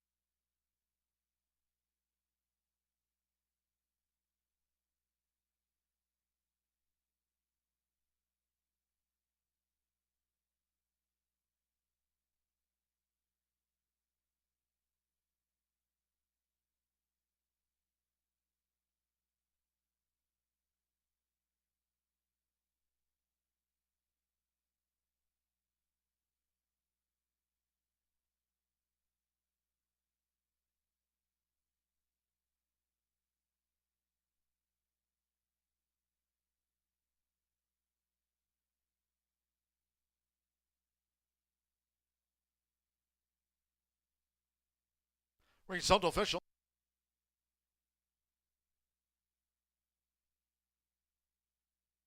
Returning to the Murphy Trailer Sales Winner's Circle, the 2 Encores second act with Giovanni Vasquez Gomez.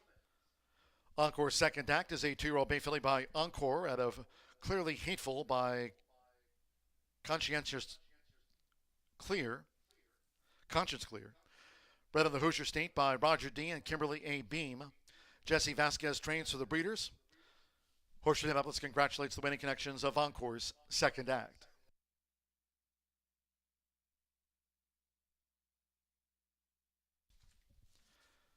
Final results in 2-7 exacta paid 88.20 50-cent trifecta, 2-7-6 76.50, 10-cent quarter horse pentafecta county 2/5 returned $476.45.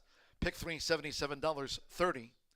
6-2 final double 45.40 with apolitical 6-run fourth and the maiden juvenile. 10-cent superfecta 2-7-6-3 paid $49 and a couple of pennies. 18.374 fast track. That concludes our live racing program for today. We thank all that joined us here at the races. Cheers to all who tuned in. Live racing resumes tomorrow, our Wednesday post time at 2:10. Until next time, for all of us here at Horseshoe Indianapolis, it's been my pleasure from the broadcast booth today. Track announcer John G. Dooley saying good night.